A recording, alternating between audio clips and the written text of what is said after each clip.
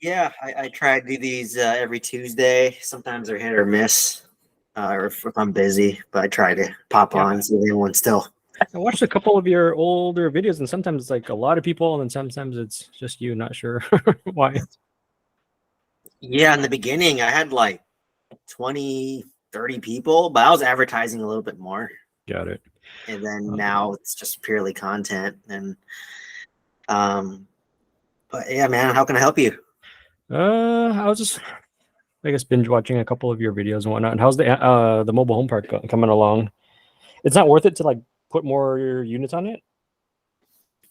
What do you know about it? You're trying to sell it or something like that. I think I heard in one of the videos. Like, I think it was just a lot of work, and a lot of them were like you own them, I guess, and it's not tenant owned, so then it's way more work than you expected or something.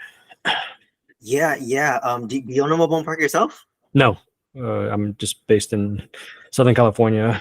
Nothing out of state. I don't have anything outside of the state. Wait, were you the guy that was in Orange County? Yeah, yeah. ADUs. Oh yeah, 80. Yeah. Yeah, I just finished two of them. They just moved in this past weekend, so I have more time now. I was so stressed with that. Oh yeah, yeah. Yeah, I have some questions about that actually, but yeah, in the process of selling it still actually, hopefully closing soon. I just mailed my paperwork today. But it's been crazy. It's been crazy doing it, and probably gonna take a loss on this one, and then yeah, the project was way too much. The area was not a great area, and then the property management wasn't that good either. So kind of had a perfect storm. So relatively speaking, I thought the loss would be a lot worse, to be Sure. honest. No, but But like if you didn't have the apartments and you only had the mobile home parks, and like I think you said in one of the videos, each would rent for like $600 a unit, right? The space rent. yeah, no, actually, so for everything total, like just renting out the whole thing, including lot rent, it's about 500, 600. Okay. For the older ones, the brand new one I rented out for around 750, but those I got loans on it because it's 100% financed. So, interest rates went up, right? It was a variable interest rate on those um, mobile home loans. But how much is a home? Each home, Each home is like around, if you were to buy it and put it yeah, on site. I bought two. I bought two and brought it on site. It was, geez, what am I blanking? I want to say like 35 to 40K. What did you say? I thought one of your videos said like you had a fire and insurance paid out like 3,000 to clean up and 10,000 for the new home. Does that mean it's only 10,000? Well, that's the old home. That's an older home, But right? don't they give you the price to replace it? No, I only insured 10,000. Oh, that's why. Okay, I was Why. gonna say if each house is only 10,000, then put in as many as you can. But okay, I Yeah, didn't know you could put a limit on that. Like we yeah, had two structure fires, and they just pay out as if you're building a brand new house. yeah. I mean, that's replacement cost insurance, right? Okay, Like if my apartments, I have replacement cost insurance. So if it burned to the ground, then I can literally rebuild it to like an A-class apartment complex, got right? it. Yep. For mobile homes, the problem with mobile homes is they're not as durable, right? Yep, I agree. They're that's why they value less. So because of that, insurance actually puts a cap on it. Hmm. So I was actually lucky to even get 10K on it, to be honest. But because I had like 20, so many homes on the policy, I think they just kind of allowed me to do that to spread the Got risk. it. But yeah, it burned down. I got 10K. It might have been 10K total, but Got it. yeah, 10K for the home, and then whatever 3,000 to clean it up and dump it. But So, yeah, it not was the a way to go, huh? yeah. I mean, I made basically every mistake in the book. If you listen to all the syndicators, city water, city sewer. I had public or private, right? I had septic and city water. It was mostly park-owned homes, Hmm. right? And you can have tenants on a rent-to-own model, but they're not gonna their success rate is not good. The moment like something breaks down that's major, they break the rent-to-own agreement, right? Hmm. Like if the water heater breaks down, they can't afford $700 to fix it. Exactly. Yeah. So like it's rosy to say, but like the actual execution is not great. It's hard to evict in Alabama, harder than I thought it'd be. Oh Or wow. Yeah. maybe my property managers just suck. I mean, that could be the case too. I mean, Sure. they were pretty terrible. And I kept the problem with mobile home parks is there's not much property management, right? Like apartments, I would fire them and I'd have like 2 backups, but mobile home park, I can't just like fire them and like find a replacement easily. Sure. Yeah. And when I bought the park, they had like collection issues, and I thought, oh yeah, like they're like, oh yeah, we could fix it. But when I came on board, it has collection issues, so They don't have the money to go after anyways. yeah, and like it's just kind of like, dude, it's gonna cost me like $800 to evict someone that's paying like $200 in lot rent. It's not worth the stress and all that. Yeah, so it's just kind of like that, and basically what I learned my property management does is they have like no accountability. They just blame other people, never blame themselves. Oh yeah. And, like, literally, I'm like selling it, and I'm like doing their job for them. I'm like they're so that sucks. yeah, they're not competent. They basically overpromise, underdeliver, and despite, like I said, despite literally everything going wrong, like COVID, things were more expensive for renovations. I couldn't evict people. It was a high crime area. Mhm. Property management was terrible. Like I came out probably gonna lose around $50K.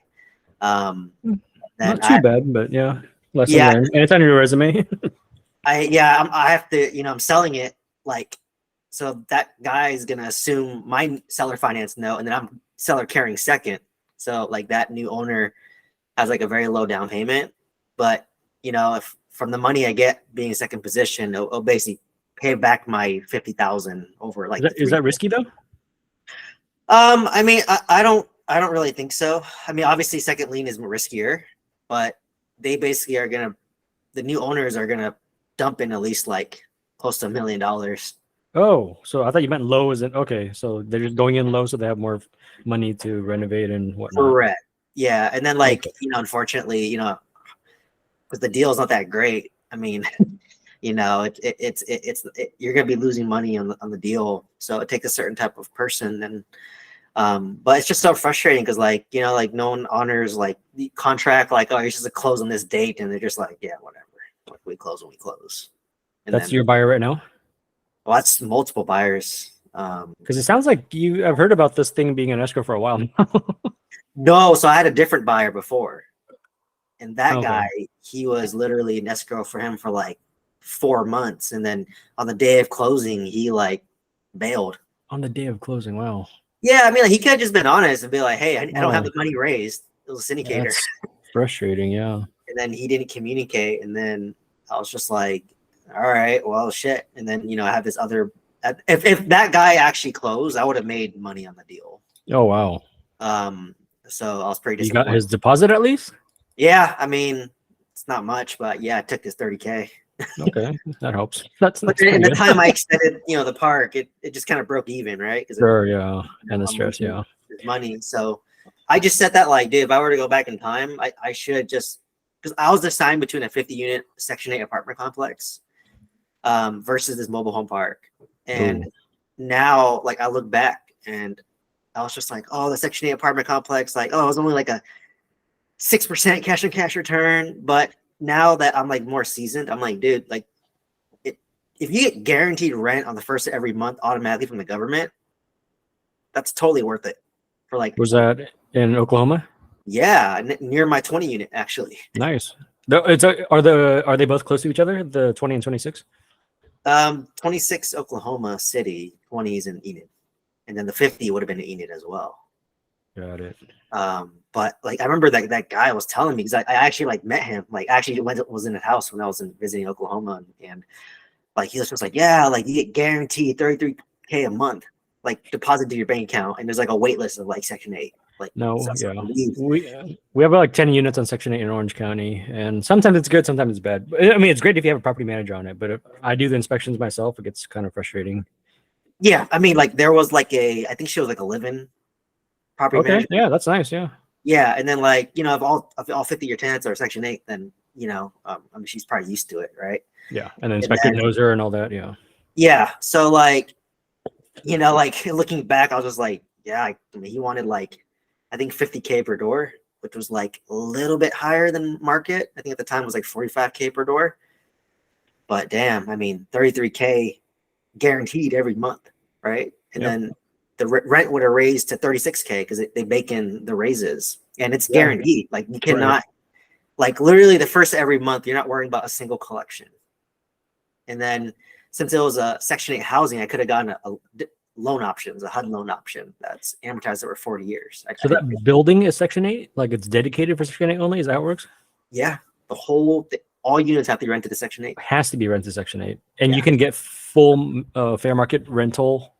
Yeah, Every- I mean, you do the math, right? Like 33K divided by what is that? 50 units.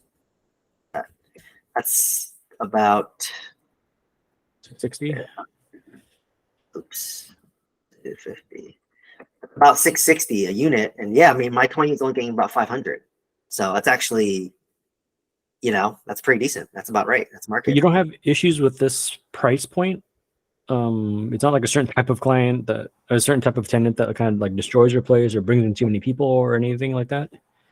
No, so it's really strict, right? So when Section 8 does like when Section 8 does inspections, it's also nice for you too, because like you're gonna audit to make sure they're doing it. But then, like I said, I have a living property manager there, so like they know, right? They would know if like, hey, you're sneaking in like 5-10 people in there, Right. or But you don't have issues over in Oklahoma about that. Like here, yeah, I mean, because here you waited like 6-7 years to get your voucher. I don't know about how it is over there.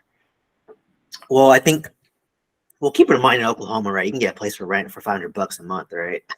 And you can work at Walmart and take home $2,000 a month. That's like 25% of your rent. Oh wow, yeah.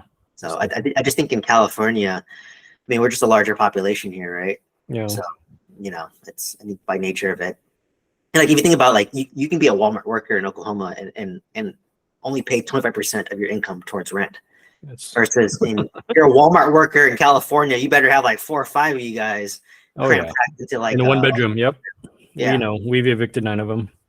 Yeah. So like, so in a weird way, like you're not going to really have that because they're like, well, why would we cram pack when we all can just, afford, Got it. our own place. So, like I was looking back and yeah, I kind of regret that. I was like, oh man, if I would have bought that, I'd be gravy. Oh my God. A lot of shit, right? Yeah. Hindsight's 2020, man. I was just Always. like, I was thinking like, man, that one got away from me. And there's another one near my 26 unit. I remember I bought my 26 unit and I bought it for like 20K a door, which is a steal, right? Mm-hmm. They're worth about 65K a door now. Okay. Like, and I put in 10K on average on each door, right? So I'm all in for 30K. It's worth 65K per door. Yeah. Right. That's crazy margin. And I remember there's a 26 unit nearby that I was selling for like, I think it was like 35K per door. And I was just like, oh, it's a ripoff. And then I had my property managers look at it like, yeah, it's in bad condition. And then now I'm like, damn, it's worth 65K per door. Even at 35K per door, I'd be in for 45K per door. And like, so I'm like, oh, had I bought both of those, I had shiny object syndrome. I deviated to mobile home parks, and then I lost, right? So that kind of reinforcing that, like, just do what you're good at, right? Like, don't deviate wherever that is. Yeah. And, like, you can get rich just doing ADUs. You can get rich just doing apartments. You can get rich just buying in SoCal, right? Right. Yeah. Just focus on one thing. Just focus on like what what your unfair advantage is, and like you don't need to like have a shiny object syndrome. So like that's kind of my $50,000 MBA and parks, and yeah, it's after being in it, I'm just like, I think all those syndicators and podcasters, man, they're just painting a rosy photo so that you invest in their syndication. I think so. I think a lot of people are saying syndications are going to hurt now and next year. I don't know, insurance cost, everything, and it's been hyped up so much. Yeah, my insurance went up by like $5,000, right? Yeah, and then you increase your that's a expense by lot. 5,000, and then your cap rates are expanding too, right? Because interest rates go up, so cap rates go up. Yeah, that's like losing 10 units basically. Yeah, so it's kind of madness right now, but that's the whole point, is to hold and stay in the game, right? So that's kind of So like that's my other issue. We have like a 15 unit near Knott's Berry Farm, and insurance hasn't adjusted at all. We even had a structure fire and it never went up, which is weird because they paid out $258,000, I think, and they never went up after the fire. Per door, or just just that one unit that burned down. What was the cause of the? Was it just a kitchen fire? Yeah, they fried her tortilla and they forgot about it and went across the street. Oh wow. But then so I mean, we were thinking about selling it. It's only 50% LTV right now.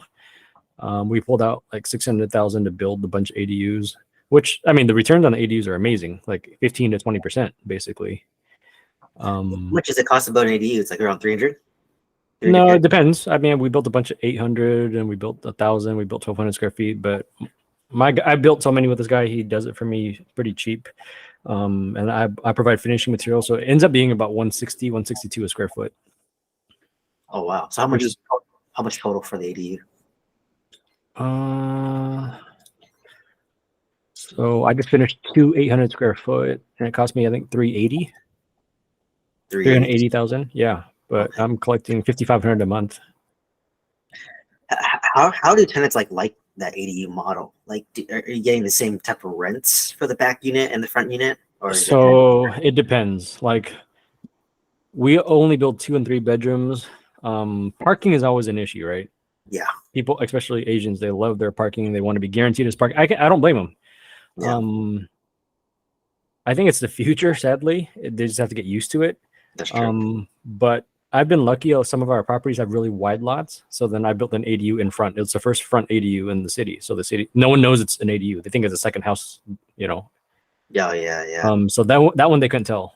And then the other ones, yeah, I just put 4 units on a 6,000 square foot lot. Wow. Yeah. Is it zoned that way or? What's that?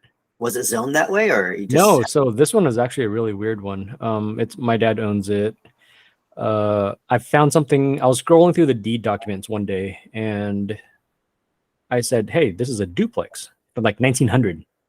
And I went to the city. I said, hey, if it's a duplex, it's a multifamily. I want to build 2 ADUs. They said, you can't do that. We don't have any duplexes in this area. So I brought up the deed from 1900 and it says duplex. So then they had to let me build 2 units detached. And there's no parking. But we went back and forth for a while. They said, we don't have any duplexes in this area. I don't know what you're talking about. And I pulled out the deed. And so that one has like no parking. There's only 3 tandem parking spaces for 4 units. So you can't, share a tandem yet. That's all from the same family. So that one's a little harder to rent out. Other than that, no. I mean, we always extend the driveway. We always extend their approach, provide more parking on site. It costs us a lot more, but I think it's worth it. I didn't realize garages are so important though. My first one, I tore down the garage and I built a 1,200 square foot ADU, and I think that one hurt because a lot of people wanted a garage. Oh yeah, because I was like, you can convert the garage if it's detached to detached ADU. Yeah. If you're in a super high demand area, then yes, like LA. But out here, I think Orange County, they still want the garage. Storage is so important. Yeah, so I think that might have been a mistake, but I'm not sure yet. But I got lucky though, because it was a 3-bedroom, 2-bath. The lady that rented it is just her and her 10-year-old son from China. They just wanted a place for him to go to school and sleep at night. That's it. So just one car. They don't care for a garage. So I got lucky with that one. Yeah, I was like trying to eye some stuff like in Fullerton or Orange, where basically the garage is detached and basically convert that into a garage. Yep. For me to potentially live in, right? And then rent the front house and there'll still be parking, but not garage parking. And then my one in Lake Forest, that one has like a really long driveway, which is like you can fit like 5 cars, 5, 6 cars in that driveway, plus a 2-car garage. And that one, I was actually thinking of building like a 1,200 square foot, 3-bed, 2-bath, like backyard house, full size, and then potentially live in there myself or rent that out. But I don't know how that'd be because it's very cash intensive. It is. Isn't there financing now for ADUs? Like I thought I saw financing for ADUs. Where like I see the social media marketing all the time, but I don't know anyone that actually got one. Okay, I see the social media marketing too. Exactly. I don't know legit though, because traditional is like you get a HELOC or something, or cash refinance an existing property. But I was just like, if that's truly the case and that's legitimate, then it's just like a mobile home, right? You can kind of finance a mobile home. Did you ever get the schools first HELOC? No. Do you have to work for a school? No, you have to, or immediate family or you has to work for a school district. Immediate family has to refer you in.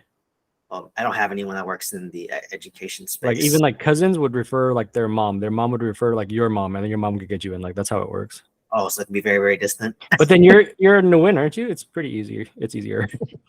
Yeah, I am a new win. Just get any new win that works at a school.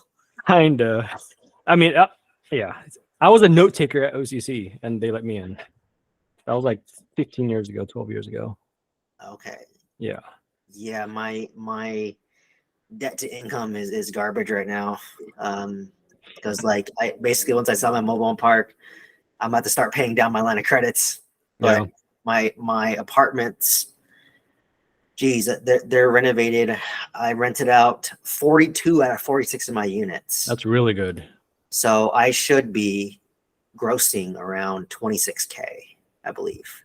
Yeah. And I think my expenses, I don't know yet because I'm still repairing stuff, but like theoretically, like if 16K should be expenses, a little over 50%.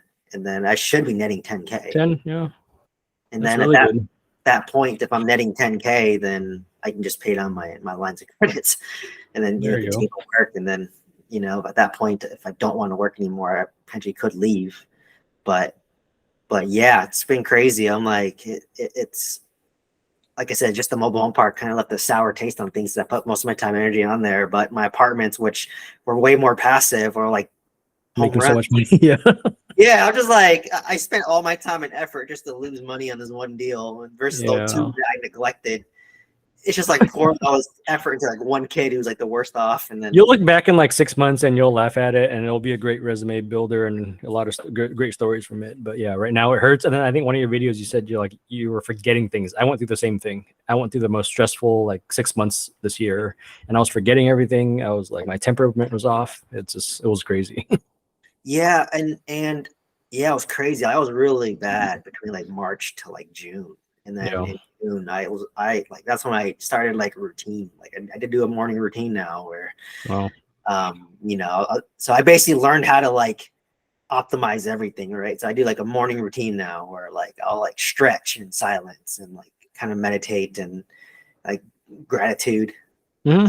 I didn't believe in all that stuff, right? But then once I learned that if you focus on gratitude, it triggers your serotonin system, and Oh, wow. serotonin is the one that resets your dopamine. So I think Okay. that when I was buying all that real estate, I was on this like dopamine high. Yeah. Like literally 80 units in 8 months. And then I think basically stabilizing, everything, 90 units while working full time. I was just running off dopamine, but eventually like you just crash and burn because the dopamine wears off after a while. And then that's what happened to me. I crashed and burned for like about a 3 month span where I was just like, I felt like a zombie. It's kind of that grind scene, right, of all entrepreneurs.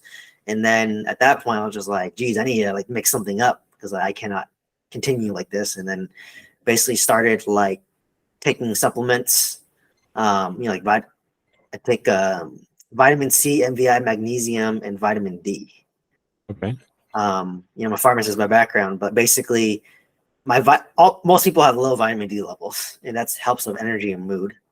So most likely, most people would need vitamin D supplementation. Vitamin C helps with inflammation. When you're Okay. really stressed, you do feel very inflamed, right? Mhm. Like that's Yeah. And then MVI, I mean, I just don't have a balanced diet. And magnesium actually helps you relax and calm your brain down. So I take Right. that at nighttime. So I started doing that. I made sure I sleep like 8-9 hours a day. That's so hard for me. That's good that you can get that. Yeah. Yeah. I mean, I don't have kids, right now, but I just made an effort to like, hey, I need to get my 8 to 9 hours of sleep because I need to be like in peak condition to fight. Right. Sure. Is your mind racing and thinking about all these things going on though? What was that? Isn't your mind like racing though? When you're sleeping or you're trying to sleep? Well, yeah, that's why the magnesium, it actually triggers your parasympathetic system, which is rest and digest, your Okay. relaxation system. So I usually take it with my dinner. Okay. And what I do now too is you need a bedtime routine too. So 30 minutes before bedtime, I can't think about anything stimulating or anything stressful. So I don't think about my real estate. I won't think about my business. I don't think about what I need to do. It's just that period where like you have to kind of like shut your brain off. Sure. And it's hard because we're trained as humans at nighttime. We get anxious because like imagine like caveman days when we had no shelter. You have to prepare yourself so when you sleep, you don't get eaten by like a lion, right? So it's like very human nature. And then I actually journal every morning now. So like I should like write down whatever's on my mind, whatever it is. Like I don't even think about it, just bullet point. and then like whatever I'm grateful for, what I learned, like what am I gonna do, like realizations I've had. So I started doing all that, and man, instantaneously, like my energy level, my mood, my resiliency improved significantly. Because like, I felt like, and you probably felt it too, like man, every day I was getting beaten up. Like I was already in a shitty mood, and like, oh hey, this renovation costed double than what you expected. Oh hey, you need to evict 2 tenants because they sharpied all over the walls.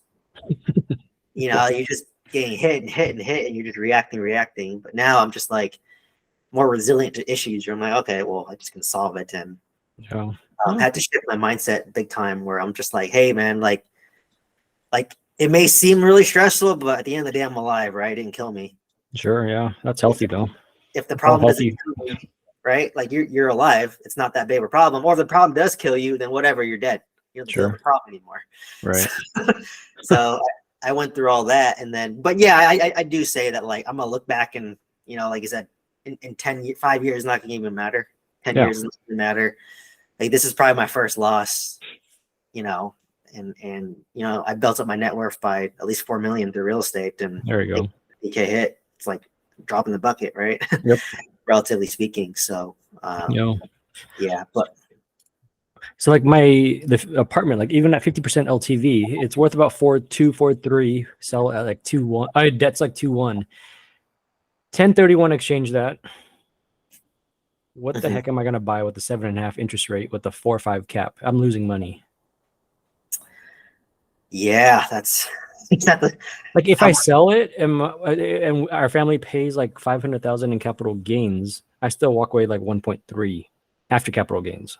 How much can you sell so you can 4.2, 4.3, 4.2, 4.3, so you basically get about 2 million. Yeah. And then about 25% goes to long-term capital gains tax. Well, no. So if I 1031 it, yeah, I can avoid that's true half a million in capital gains. But yeah, if I don't, then yeah, I walk with like maybe 1.4 or something. Yeah, I mean, with like, geez, how much rent is that property getting right now? What's the gross rent? 30,000 a month. 30,000 gross. See, that's what's crazy. Like the Oklahoma one was 33K. Yeah, and the cost basis was 2.5. Yeah, I mean, you can buy if you move that money to the southeast. I mean, you can get like almost 100 unit. Yeah, I'm not sure about like all. Like I don't see too many buildings here that's all Section 8. I guess maybe they don't go on the market as much. But is it common over there? Honestly, no, just that one. Oh, okay. One. I think because he was a developer, so I think he developed it using the HUD loan. So I think when he built it up, he had to rent out the Section 8. And I think it is smart, like I said, like as long as they can play by the rules, and all that stuff. It is smart, but yeah, I mean, it's hard because like you said, you're going to buy it and it's going to be about 7.8% interest rate. So you can almost like have less of a loan, like you just have to buy it at the same price or if not higher. But yeah, you can get something pretty big. Because I have to replace 2.1 and I have to replace like 4.4 or whatever I sell it at. Yeah. The purchase price has to be the same or higher. By $1, and then the loan as well. Or lower. No, it has to be the same, right? It could be a little bit higher, but then you can like put a bigger down payment. That makes sense. Yeah. You don't have to do 25% loan to value. You could just, if you sell for 4.2, you can buy something that's like 4.3 or 4.4. Right. Yeah. And then keep the same loan amount, and then you can increase your cash flow big time, right? Because imagine you get 100 doors times 500 a door. It's 50K. You just like, juiced up your cash flow there. But there is some risk associated with that. Or if you have a good syndicator that you can, they'd love to take you, but you have to know. I don't love syndication. Yeah, we've been doing everything ourselves. It's kind of hard to just give someone else money. Yeah, I'm kind of the same way. Like even with me syndicating, I'm like, honestly, like, and you've proven it too. Like you can build way more wealth than you ever know what to do with without even raising any money. Like if you just take your time and like imagine me, like when interest rates drop, I cash out, refinance my 26 unit. I bought for $500,000. I put in 300K to fix it up. So we're 1.6. Like literally, I can cash that was a killer purchase though. Yeah, I said I like I said, even if I bought the one at 35K per door, like it still would have been a home run. Like I kind of regret not buying it, but who would have known? Because my property manager was even the one saying no. And I talked to my property manager, I was like, you know what? You know that one that we looked at? I think I should have bought that and not buy the mobile home park. Because basically if I bought something else, I would have not bought the mobile home park. So darn. I think God was teaching me something. But yeah, I'm like honestly, like, okay, imagine like interest rates dropped to 4 to 5, right? I locked in 4% for 10 years. So let's say interest rates drop down to 4 to 5% in like 2024, 2025. Like I cash out refinance that guy and then pull all my money, and literally I could use that and probably buy a 50 unit in Oklahoma, right? And then you stabilize that one for 3 years. You cash out refinance that one again. Like literally every 3 years, you could like cash out refinance and buy another one. Sure. And if you do that over a 10-year period, that's like you buy a 25 unit, it becomes a 50, then it becomes like another 50. That's like 125 units in a 10-year window. I mean, shit, how much money do you need? I know. Like I don't need to be like fancy jets and nice house. I mean, like something decent, like, eventually I want to go back to Orange County and just like buy a new house in Irvine or something in that newer development. But and honestly, I'd probably just be happy with that. And then just sitting on my cash flow and not having to work. Sure. So next time you're ready to buy, you're going to do the same thing, like send out like 300 mailers a month kind of thing and just. Yeah. Well, I'm actually going to reach out to the contacts that I didn't buy their deal to see if, they're interested in selling to anybody. Because I had people where like one guy had like an 80 unit, one guy had like 120 unit. And, I'd definitely reach back out to those people to see if like they ended up selling it. And do a lot of them offers or allow seller financing, or are they open to it? It's harder because a lot of people don't have it paid off. Yeah, I mean, it is rare, I'd say, but you have to work on the relationship, right? Unless they come out with it up front, like a lot of times. So like what I kind of learned too, like being more experienced, is you want to ask how they built their portfolio up. And then if they kind of say, oh yeah, I bought real estate using seller financing or bought it, creatively, then you kind of know that like you can pitch them creative finance. Got it. But it's really like a long-term game building relationship. But obviously, if you can buy it traditionally, it's easier to make it done. Like for me, I don't want to be the barrier, right? Like if, like worst case, if they want me to buy it traditionally and I don't have enough down payment, they can seller carry second for me a little bit, as a promissory note. And I can pay them back that way. But yeah, it just depends. Like you said, like I feel like more people are leaning towards just traditional selling. But if they are open to it, I mean, obviously that's what I'd want to do. Like, all my capital is tied up in my mobile home park right now. And when I sell it, it's a second lien position, and all my equity's trapped in my apartment. So, I'm pretty cash poor. Unless my cash flow kicks in. But your terms are really good. You have one seller finance apartment and one like a 10-year or something. No, the mobile home park is seller financed. Oh, okay. The other ones are just regular. Yeah, the other two are just regular. But you had 10 years on them, don't you? Yeah, I have 10 years on the 4% one, and the other one I had a hard money loan on my 20 unit. I had to do a cash out refinance. And then you still have hard money on it? No, I refinanced it. Oh, okay. My hard money loan was 9%, and my current loan is like 7%. So I didn't really go down much. Yeah. But it's okay. The balance isn't too much, so that helps. Yeah, it's not too much. I mean, like I said, when it drops down again, like it's kind of crazy. Like if I'm cash flowing 10K a month, my loans on those properties are only 360K. Like I can literally take all the cash flow from my properties and pay off one property in like 3 years if I want. That's crazy. Yeah. Like, can you imagine that? Like, can you imagine if I like paid off my 20 unit because it's a 7% interest rate in like 3 years while we're, and then when that one's paid off, my other one, the loan's around 360K as well. Because I put in all renovation out of my pocket and then I paid that off. And imagine I own 2 apartment complexes free and clear. That's giving me around, like 30K a month. Yeah. Like it's like shit. I don't even do anything at that point. So I'm actually considering it. At least the one that's 7%, get that one paid off because that's basically S&P 700, right? Or 3 year flies by so fast. You just focus on one, it'll snowball for sure. oh yeah, and like that's not even including if I take my personal income too and throw it at it too. I mean, Yeah. it'll go even faster. So like 3 years did fly by. I mean, I bought my first apartment like 2 years ago. Yeah. Shit, it flew. 2 years ago, I thought I'd be like F you rich with a mobile home park that's cash flowing, 2 apartment complexes that are cash flowing, and I'd be retired. That was me 2 years ago, and instead 2 years later, I'm like, oh, I appreciate my job more after going. It was funny. I bought real estate to escape my job. Now I do my job to escape real estate because real estate 24/7. It was for me, and then now I have some more free time. So yeah, I'm looking to maybe get out of state or whatnot. Yeah. So when did your parents buy that property? How long ago? The Or was it apartment? you that bought it? Yeah, or was it you that bought it? No, they bought it when I was in high school, 2006. Oh, now so it's kind of high. Was it kind of the high period or No, it doubled. Oh, Since then, it doubled. Yeah, it doubled? but then the only issue is, he took out some money to pay down sister's dental school loans, and then build ADUs. Oh, okay. The issue with that, though, is in the next year, I think November, December, the rate expires. Oh, so you're forced to like cash out Yeah. refinance. I wanted to go with the 10-year, but he didn't want to. So Yeah, I always go if you have a good rate, dude. Like just lock in that 10, even though the prepaid does suck. But yeah, I'd rather have that locked in rate. And worst case, if I cash out refinance, I pay 1% or whatever. You know, but yeah, if you lock in a great rate, like it becomes an asset now, right? Like now Yep. my 4% interest rate is an asset. Yep. Not liability. But how did your parents fund it back then? Did they just like own a business and they just funneled that? Just rentals and sales, real estate sales and whatnot. Oh, so they're actual like realtors? Yeah, well, just him.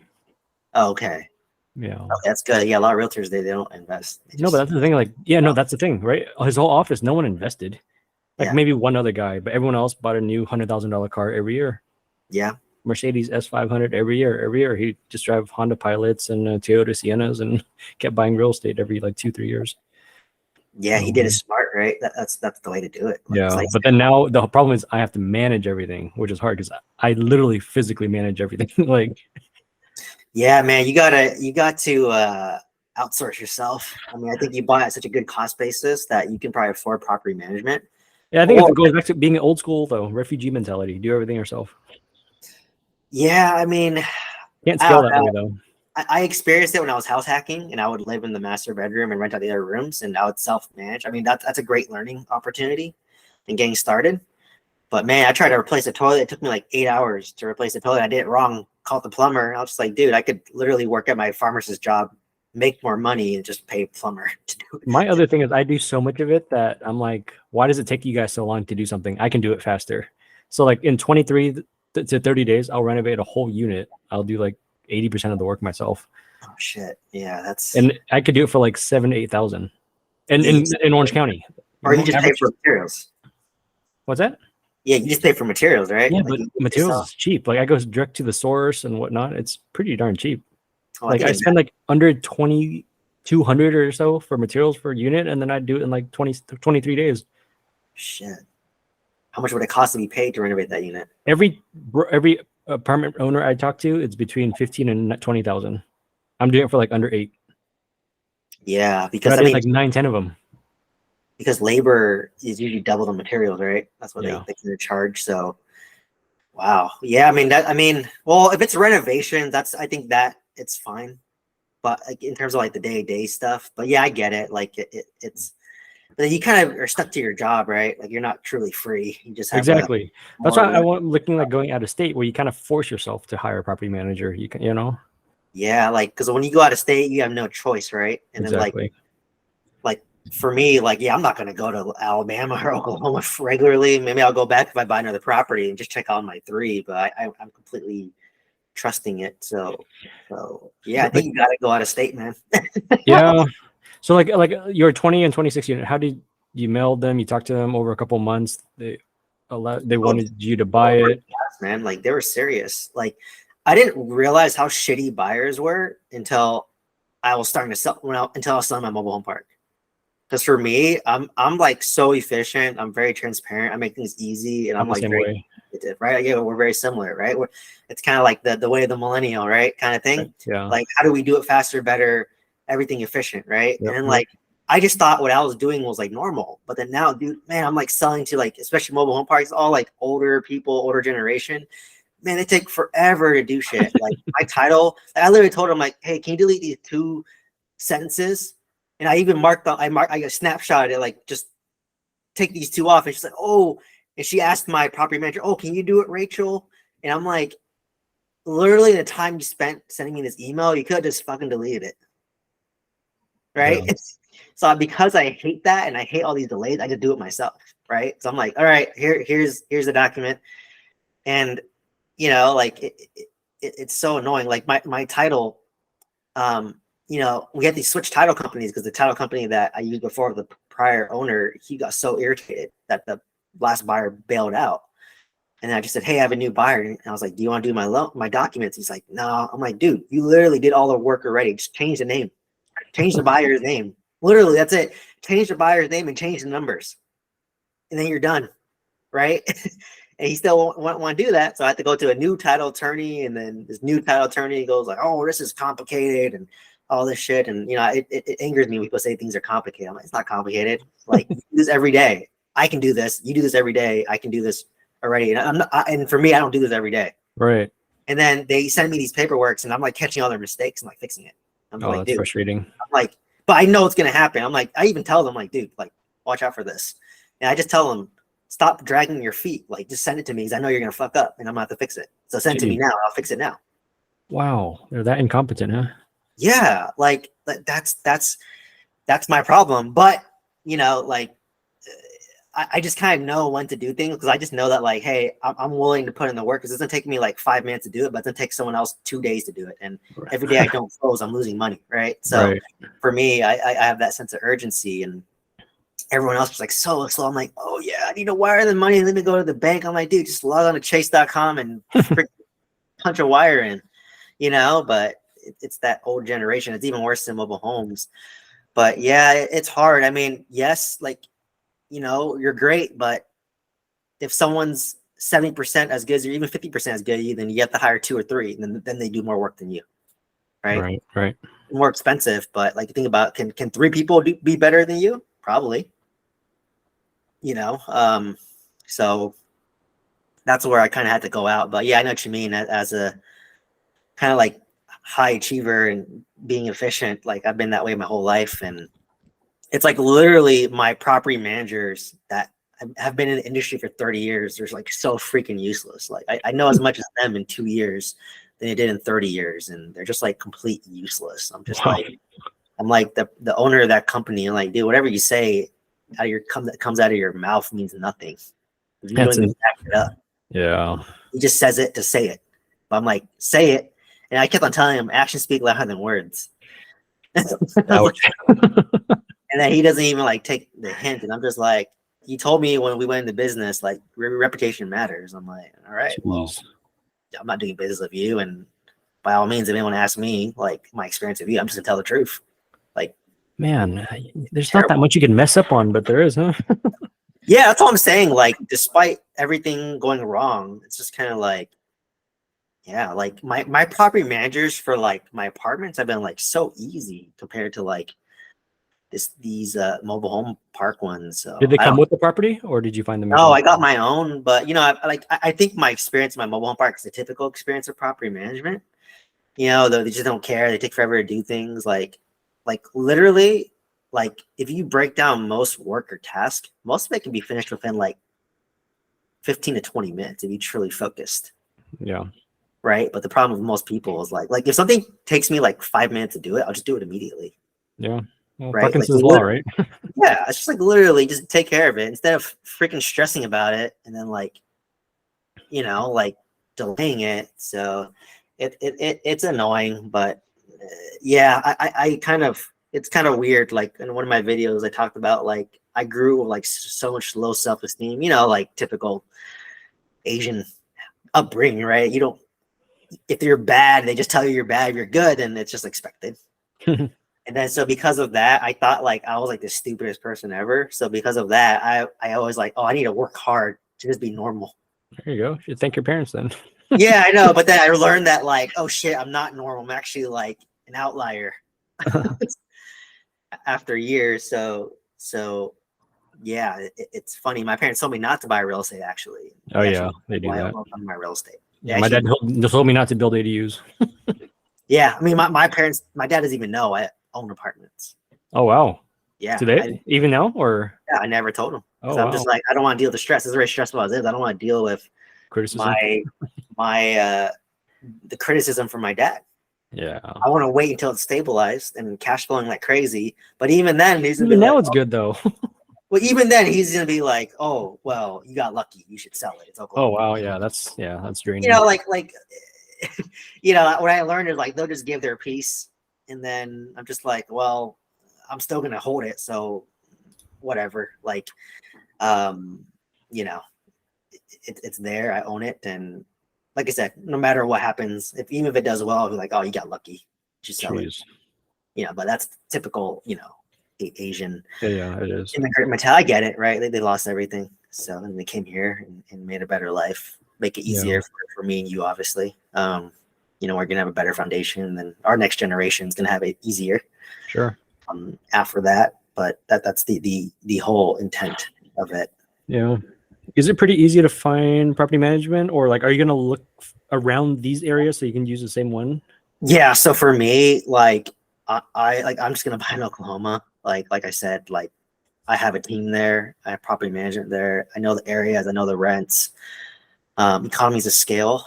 So for me, it's just like, why buy apartments anywhere else when I have like it's gonna be so much easier for me to buy something like on a stress wise or knowledge or stress level is gonna be like maybe 3 out of 10. Versus if I were to go to a new market like Tennessee or Alabama or Tennessee or Georgia, my stress level is gonna be at, you know, higher, right? Because it's more unknowns for me.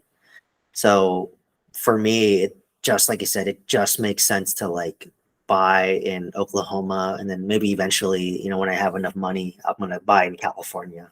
So obviously, I you know, I live here. But who knows if the cash flow is so crazy? Like why rock? If something works, why change it? Yeah, I'm thinking the same thing. Yeah. You know, like if you got a system, you got a team, and it works, like, dude, like just do more of whatever you're doing that's working. Like for me, I mean, to be fair, I bought my mobile home park like 3 months after I bought my freaking apartment complex. That's insane, I didn't know who I'd be good with, right? And then, but now that I have clarity and I've seen it, I'm like, dude, I'm doing great with single family homes in California, and I'm doing great in apartment complexes in Oklahoma, and I have a new build in Huntsville, Alabama. I can buy more of those easily too. Like I could literally 1031 one of my single family homes in California and buy like, you know, 6 new builds in Alabama, each renting for $2,000 a month. What's the purchase price on each? Roughly around like 250 to 300. Okay, so a little below the 1%, but yeah, a little bit below. You know, but when interest rates were low, I was, you know, my Alabama ones cash flowing $100 each. Are you familiar with Tom Cruise? CRUZ? No. He's on social media a lot, but his thing, obviously, he's pushing up courses as well, $5,000 to $8,000 courses, but it's volume based. So his philosophy, which whether you like him as a person or not, his numbers work. He specializes in buying really bad, so cheap homes between 60 and 90,000. But he checks the Section 8 website, and he only buys in areas where FMR, fair market rent, for that 1, 2, or 3 bedroom will be like, let's say, 1,100 to 1,600. So he says he always aims for properties that cash flows $400 to $600 day one, and he says he has 860 of them. Yeah, I mean, if you think about my new build, right, I cash for $800, right, and it's like brand new in an A-class neighborhood. You know, times that by like 10. I was thinking about buying 10 of those, right? That'd be like 8,000 net. But my only gripe about those cheap homes is like, if you have to replace the roof, you just wiped out all your cash flow, right? Like, okay, imagine you own a 60K house and the roof costs $30K to replace. So I feel like the areas he buys in, the homes he has a set, they're all between like 800 square feet and 1,200 square feet. Like they're smaller, and it's just very neat and to renovate the whole thing is cheap versus it's like for me, I love renovating 800 square foot 2-bedroom 1-bath because 23 days, I know how it works. I know there's only so much flooring, there's only so many walls you can work with, there's only so many bathrooms, so it's kind of fixed. That's true. So I don't know. So many. I guess the fact that you own so many is just protection, right? Because if one needs like a new roof, then whatever the cash flow from anything else can Exactly. more than cover it. Exactly. So he like hedged his bet. But I'm just talking about the people who buy like one or two. It's just like the moment you have one major damage. Yeah, wipes up 2 years of cash flow. Yeah. So that's why I said like in that sense, I'd rather buy in California where I'm like cash flow negative or breaking even, but the depreciation is crazy, right? And then you can eventually trade that appreciation to buying cash flow. Are you worried about rent control and all that? And like Santa Ana's passing really dumb laws. Buena Park is passing really dumb laws. It's just. I mean, see, California, dude. Like, people bag on it. People always want to live here, right? It's like such nice weather. There's jobs here. Like, it'll go up, right? Like, you're not gonna make money through renting it out. I mean, if you do midterm rentals, short-term rentals, maybe you can make some cash flow. That's like a business. That's a job, though, to me. But yeah, I mean, I'm networking with some people where they do midterm, short-term rentals, but they actually hire VAs in the Philippines. Oh yeah, I heard that too. Yeah, you pay them like $8 an hour, right? So like $64 a day, and then they basically will manage all their Airbnbs because I pay a property manager like 30% of your gross rents, and they're probably just outsourcing it to a VA as well, right? So like basically, if you have your Rolodex of like contacts and handymen, then basically you just give it to them and then they just can ask questions. But yes, you do have to train your VA. And yes, you have to go through multiple VAs. Yeah, one-time thing, hopefully, but yeah. Yeah. So like for me, I'm really good because, I created my course and my education. Like I can record things for my VAs, right? So if I have a new VA, I just show them all the videos. Like, hey, that's cool. Yeah. And you have like standard operating procedures of like, okay, if there's a plumbing issue, ask these questions, ask the tenant for these things. And, if it finds out, then call this plumber and have them look at it. Like you can dumb it down to that level. So, I have thought of that too, where like, I've been so focused on the mobile home park, but I am thinking like, is there any way I can juice my cash flows on my single family homes? Because like right now they're just breaking even or slightly negative, right? But if I could actually turn them into a cash flowing asset, then damn, like that would have to be midterm or short term or ADU. But that's too cash intensive. It'd probably be a midterm rental. Yeah, I think mid would be good. Yeah, you're in the healthcare field, maybe. In right there too.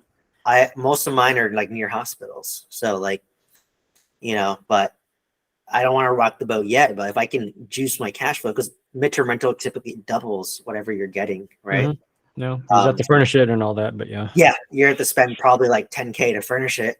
Right. It's a write-off, but still, yeah. Yeah. So, and a lot of cities don't like short-term right now. So yeah, I think midterm is the best way to go. We were thinking of doing that too, but there's no parking. That's the problem. It's the best of both worlds, right? Where like, when you own like a 10 unit, you can make like 8 of them long-term rental, 2 midterm rentals, and have the best of both worlds. Yeah. Where you have the stability of a long-term tenant, but you can juice your cash flows a little bit with the midterm rental model. So yeah, that's what I've kind of been looking at, but yeah, I think man, I don't know, if I were you, I would just buy some new build in Alabama just to get the concept of outsourcing. I think that's your limiting factor right now. I mean, I think it's okay to renovate. If it's new construction, it was new construction though. I mean, like there's no capex really, and exactly. I don't need property manager. Then it's gonna be all me, right?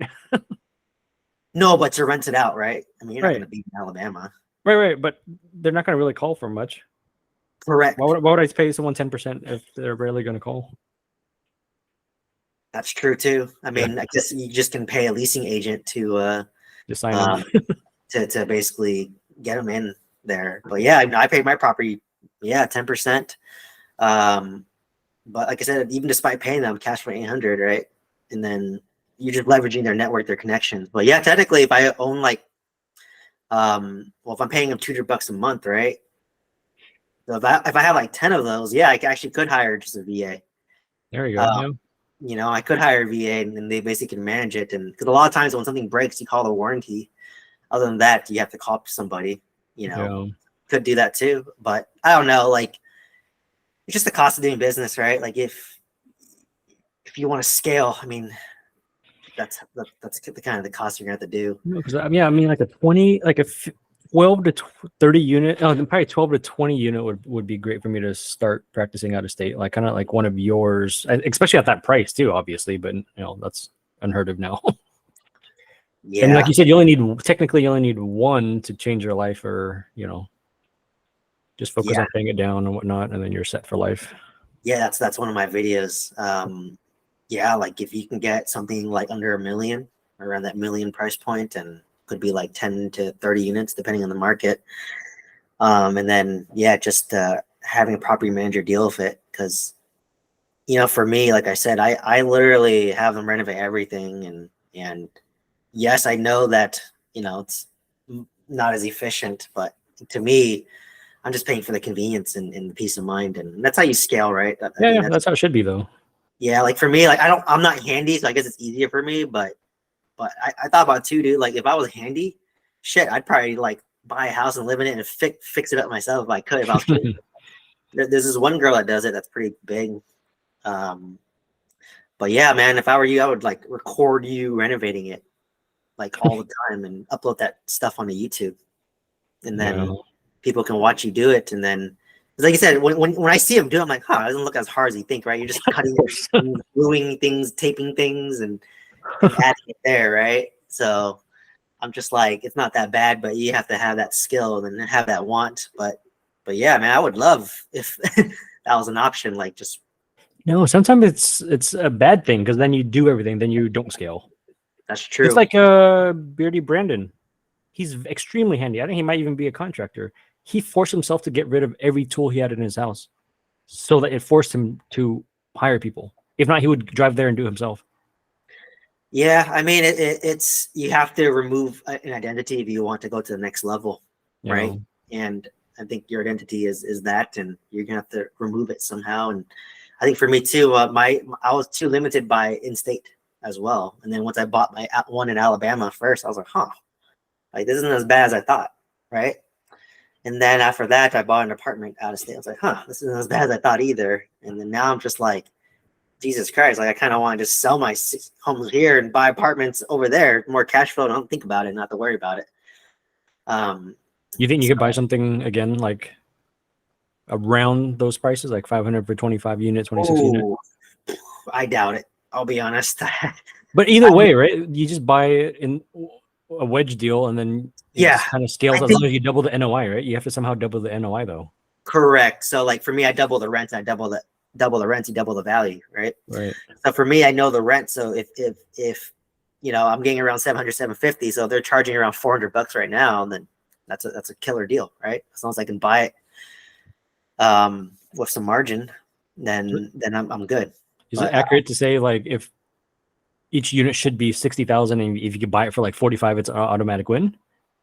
Well, yeah, accurate? You're buying it for like, well, you have to put in around, probably you're gonna have to renovate it, right? So you're probably putting around 10K to renovate it at least, right? So, like I said, if I bought the one for 35K and put in 10K, if it's worth 45K, and then if it's worth 60, then you got that 25% margin. So yeah, it's just numbers, right? It's just math. But I didn't like when I bought it was 50K per door, but now it's 65K per door. Like my property managers, they keep on trying to want me to sell it because they want the commission. I'm like, oh, they do both? Yeah, of course. So that's what they do. So what they do is most property managers are brokers. It's not hard. Got it. Right? Because like if they sell one of their tenants or one of the people they manage properties, then they get the commission. So they make money because they're my general contractor, so they get paid a general contracting fee a little bit. Oh wow, okay. They do everything. Yeah, but then also they try to want me to sell because they're like, oh, we can get you like I was literally offered $1.3 million before doing any renovation from someone who wanted 31 to my 26 unit. Yeah. And I was offered 1.3 and I put no money into the deal and I didn't even start renovations yet. And I said no. So I was just like, I want to hold this for the rest of my life, and this isn't my retirement. If I sell this and lock, I mean, I guess I could get the money and just sit there and retire too, or exchange it. Yeah, but but then I don't know if I could find another property, right? And I knew that like well, I don't want to sell. I'm just gonna cash out, refinance, pull the money out, buy something else, right? So, I was just like I said, like literally the difference between me working and not working is this 26 unit. I wouldn't give it up. I want to be able to have steady income coming in No, I agree. Yeah, no, every month. So you're almost gonna regret selling anything except the mobile home, maybe. yeah, You might even regret that. You don't know, right? I could. Yeah. I think right now it just doesn't make sense. But yeah, that's what I hear people say is that they regret selling anything, right? Like, Yep. like fast forward 20 years, like shit, like everything's like, it's more expensive now. And like, why did I sell that? But, what I kind of learned was like, well, you make decisions based on your current situation. Yeah. If I'm like super wealthy and selling a bunch of crap and I'm big on YouTube and selling a bunch of courses and coaching and mentorship and all that stuff, I'm like, yeah, I would never sell, right? Oh. I would buy more. What I would do if I was making so much money from my side business is like I would literally just house hack 10% down a house every year and just move 10% down. Wow. And I could be negative cash flow on those properties, and I don't care because I'm getting other income sources, right? Mhm. So I'm not relying on that to live. It's just there to build wealth. But I don't know. On the flip side too, it's just kind of like, why burn yourself out? Like, even where I hit right now, I have a video coming out talking about Dive Zero, but like I've honestly accumulated way more wealth than I ever thought I would at my age already. And if I stop, it'll still compound. I can literally just stop and do nothing. Yeah. And just let it compound. And that's like way more wealth than ever, right? Like and I'm sure you have it too. Like high achievers, we're very hard on ourselves and we're focused on like, oh, I should be doing better, faster. Yeah. No, right? I agree. No. But then like when I kind of summarize, I'm like, so in 2 years, I worked full time and I was able to build 10K a month net cash flow. That's crazy. Just that thought is crazy, right? Like, why am I not on a Bigger Pockets podcast episode, right? Why not? I apply. They don't take me. Why? They don't like Asians. Do you see Asians on the show? I don't remember. I just turn it on and it just plays in the background. I don't really watch it. I'm just I kidding. don't even know who's on it. I'm too small to get canceled by saying that, but it's true. I mean, I listen to a lot of. I stopped listening to it because it doesn't give me value anymore. Okay. They just get you excited to buy real estate, and then they sell a lot of boot camps and courses now too. Oh yeah, everything's about courses now. But yeah. They're good at getting you excited about real estate and then taking action. That's basically their whole purpose. But in terms of like actually like buying something, like honestly, if you just bought it and learned while doing it, then you'll learn way more than any course, right? Mhm. But obviously, it's nice to like have a baseline, right? Like that's why I think like my course compared to others is like I literally like dive into like the meat and potatoes of like what to do. Like this is what I do, you know. That's the only difference, but you learn a lot by just doing it, right? You can read about it, Sure. Yeah. hear about it, but you don't learn about it until you're actually doing it, right? Like I'm sure you know a lot about renovation because you actually do it, right? Like me, I walk in, I'm like, I don't know what the hell this is. How much does that cost to fix? Yeah. So it's less value. So for me, I listen to a lot more mindset stuff now, like just that's about good. like, Yeah. the success mindset and like the story, and like there's a lot of patterns involved in that, and like even if I slow down and not scale as fast, because it's weird. Like I've been buying so much real estate. I haven't bought real estate in like a year and a half. It's been weird, right? It's like, what? I'm always buying, right? And then, but yeah, like literally, I just can wait till interest rates drop down, cash out, refinance my 2 apartment complexes, and go buy a 50 unit, and then stabilize that in 3 years. And honestly, it's gonna be easy for me. I don't know what to do already. That's your goal for sure. I'll see. Like I might want to pay one off or both off. Like it just depends on how long I want to work for, right? Like Yeah, for sure. like I just want to like pay off my line of credit. I invest in whole life insurance as well. I just want to pay those off, get those done with, and then buy a house for me to live in, right? You know, if there's a garage, hopefully I can convert that and live in the garage and rent out the main house. And then when I'm ready to like have a family and whatnot, then live in the main house and rent out the back house. Yeah. And then from there, at that point, maybe I'll reevaluate if I want to scale again in real estate. But I think it's going to be a season to pause for me for a little bit.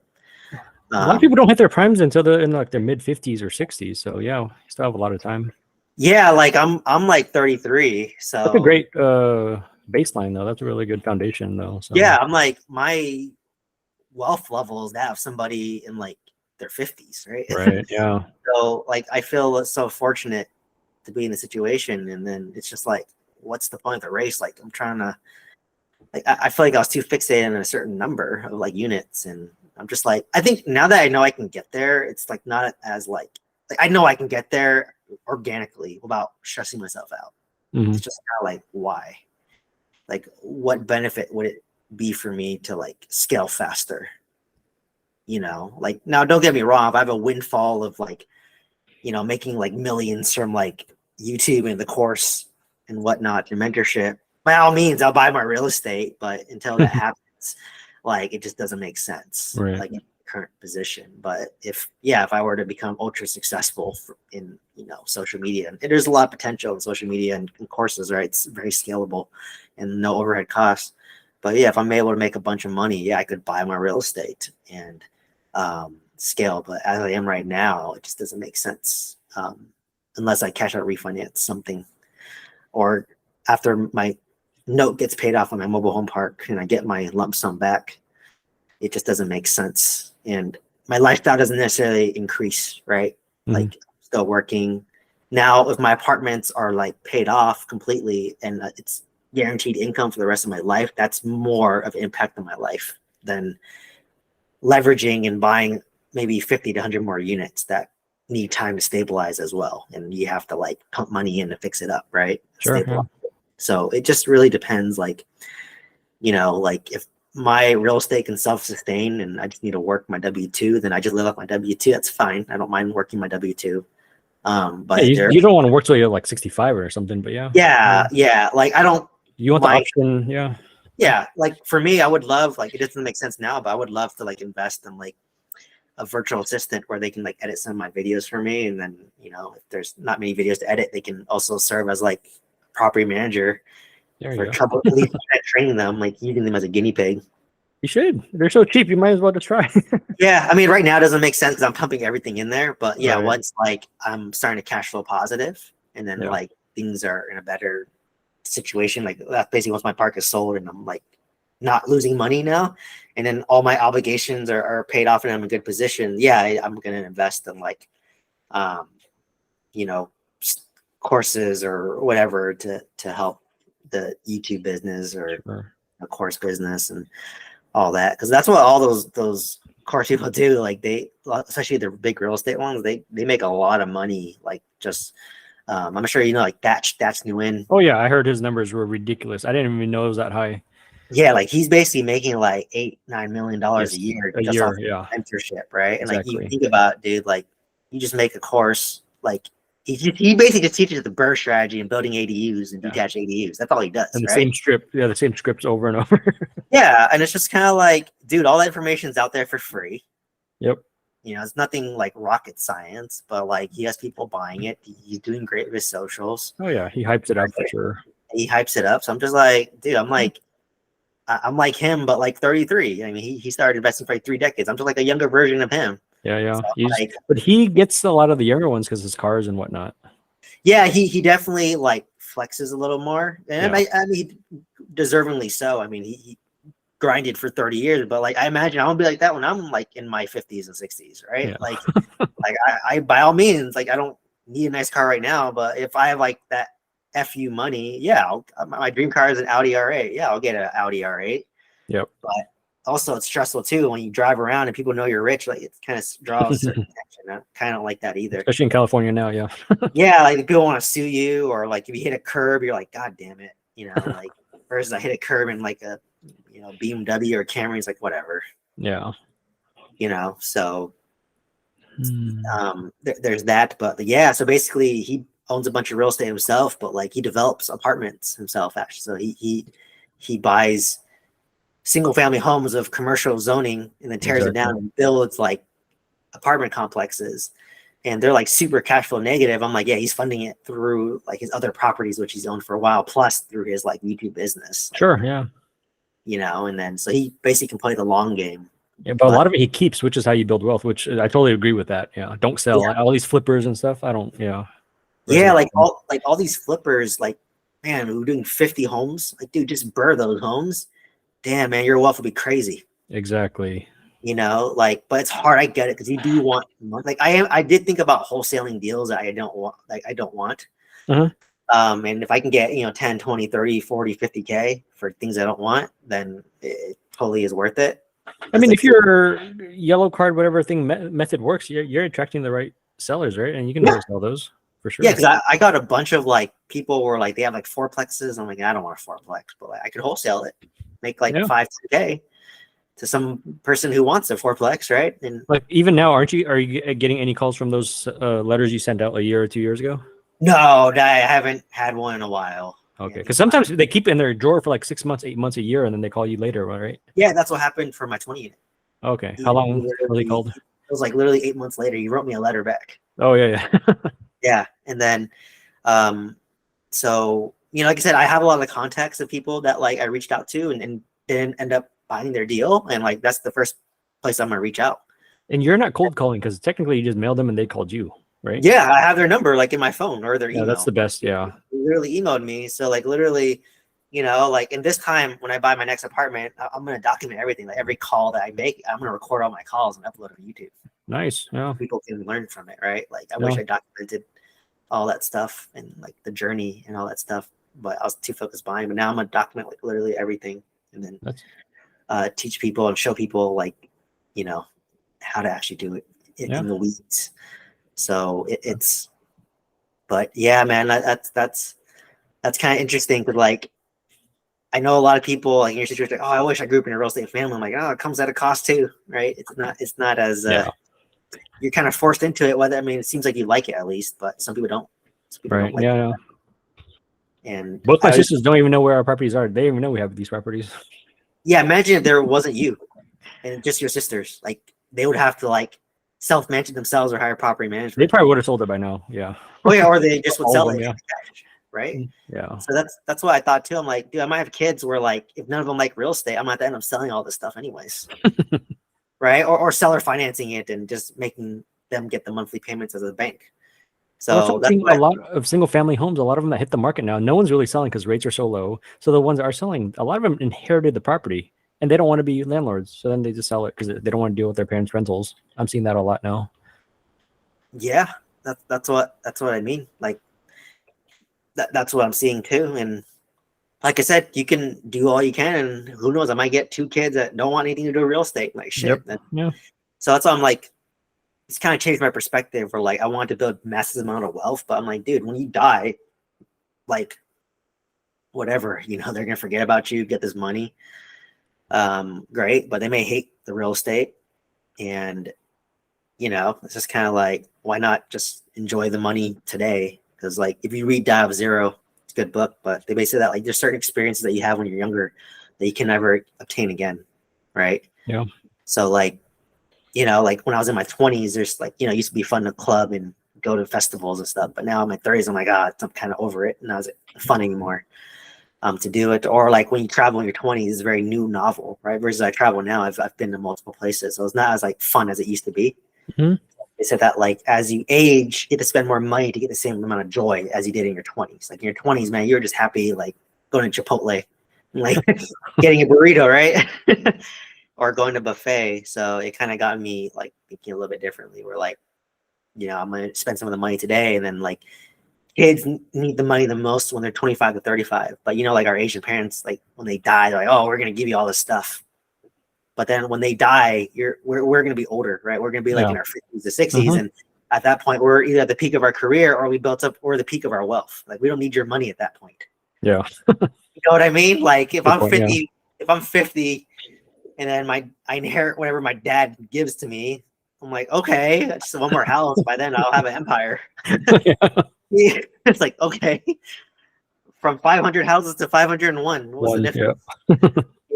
But like maybe when I was like 22, I could have benefited better from getting the money and like helping me grow or support that. So it kind of, and if you have like life insurance, and most Asian parents have life insurance, right? Like the whole life insurance that they were sold. Mine don't. Mine just believe in real estate. Okay, yeah, I mean that's life insurance too. It's a good one. But like I have both, right? I do max funded whole life insurance where like you just max, so you don't minimally fund it, you actually max fund it, and it gets invested into the S&P 500. There's a bunch of fees and crap that's expensive about it, but basically it grows tax free, and then when you die, it just goes to your kids tax free. So I just said that, hey, I have life insurance policies. That's all you're gonna get. The real estate, whatever else, that's a cherry on top if you get it. If not, I'm gonna sell it and enjoy it, or unload it, or just use it for whatever I want to do with it. But you're guaranteed like X amount of life insurance. Sure. And it compounds, because I bought it like at 30, like compounds for like 40, 50 years. I mean, that policy's gonna be big, right? So I basically said that like just that policy alone is way more than enough that I ever got. Yeah, for sure. That's the way I view it. Because like, if you think about like, we're gonna inherit whatever our parents give us, and then our future kids are gonna inherit whatever we get, plus what we got from our parents. Sure. That's how generational wealth is built, right? That's why all these rich people get richer. So our parents came here with zero, and then now we're building the next layer foundation, and then the next generation should, honestly, be up there at that level. Yeah. So those 80, did you build the ADUs yourself? No. So new construction, I don't do. I have a guy that does it for so cheap that it's just easier to just give it all to him. Especially when you gave him I gave one guy 6 projects. So then he just gave me a great price. If you were to build my 1,200 square foot ADU in Lake Forest, how much would that cost me? I don't know if my guy would go down to Lake Forest. He might charge more to go to Lake Forest. Okay, let's say that same unit was in your area. I mean, how much would that be? So just for the construction costs, I could probably get him to do it for like 185, 195 a square foot. Okay. How about all in? Like, how much would it be all in? I don't know the fees for those cities. Okay, just minus the fees, so like 190. So like, let's say, hold on, let me pull up. It's about 250K. Do you I mean, it matters. Do you want? No, it's probably gonna be more. Do you want more? Do you want separate gas, water, electric meters? Yeah. See, that adds on like another 9,000 to 15,000. Yeah, that makes sense. Let me see. Where's my other one? So probably closer to 300,000 then. Yeah, I would say like my architect fee for the last one was like 6,500. Plan check was 11,000. Engineering was 10,000. Impact fee was 8,000. School fee was 8,000. Sewer connection 4,000. And then hardscape afterward, because when they're done, they leave you with dirt. You have to bring in like a landscaper, bring in a concrete guy to pour sidewalk, stuff like that. That's not included. Yep, solar panels, right? Yeah. So the minimums, it's gonna be about 10 to 12,000 for solar panels for the minimum required for your property. Yeah. So my 800 square foot total, 384. Yeah, I mean, like, cause I was thinking of doing ADU, but I basically took my 300K and I renovated my 26 unit. Yeah, no, but you're gonna get it back in a couple of years when you cash out for sure. Yeah, because to me, that's what deterred me from the ADUs. I would have set the precedence in my neighborhood if I would have built an ADU, and then versus like apartments are more controllable, right? You just raise the income, you renovate it, you raise the income, and then the value goes up. But with the ADU, it just depends on the sales comps. Would you sell it though? No, I just want to do a huge burr, right? Like yeah, but the problem is if you build in something like Forest, not a lot of people have built ADUs, so the appraiser is going to give you like $80 a square foot, $70 a square foot. Yeah, it's gonna be shit. That's why I was turned off by it. And right. Pursue it. It would only make sense if I were to like buy a detached garage that was existing. And I just can renovate that for, I don't know how much that would cost, like maybe 30 to 50K. Or to convert to an ADU. Yeah, if I were to convert a garage into like let's say a 400 square foot studio. No, that's gonna cost about 85 to 120.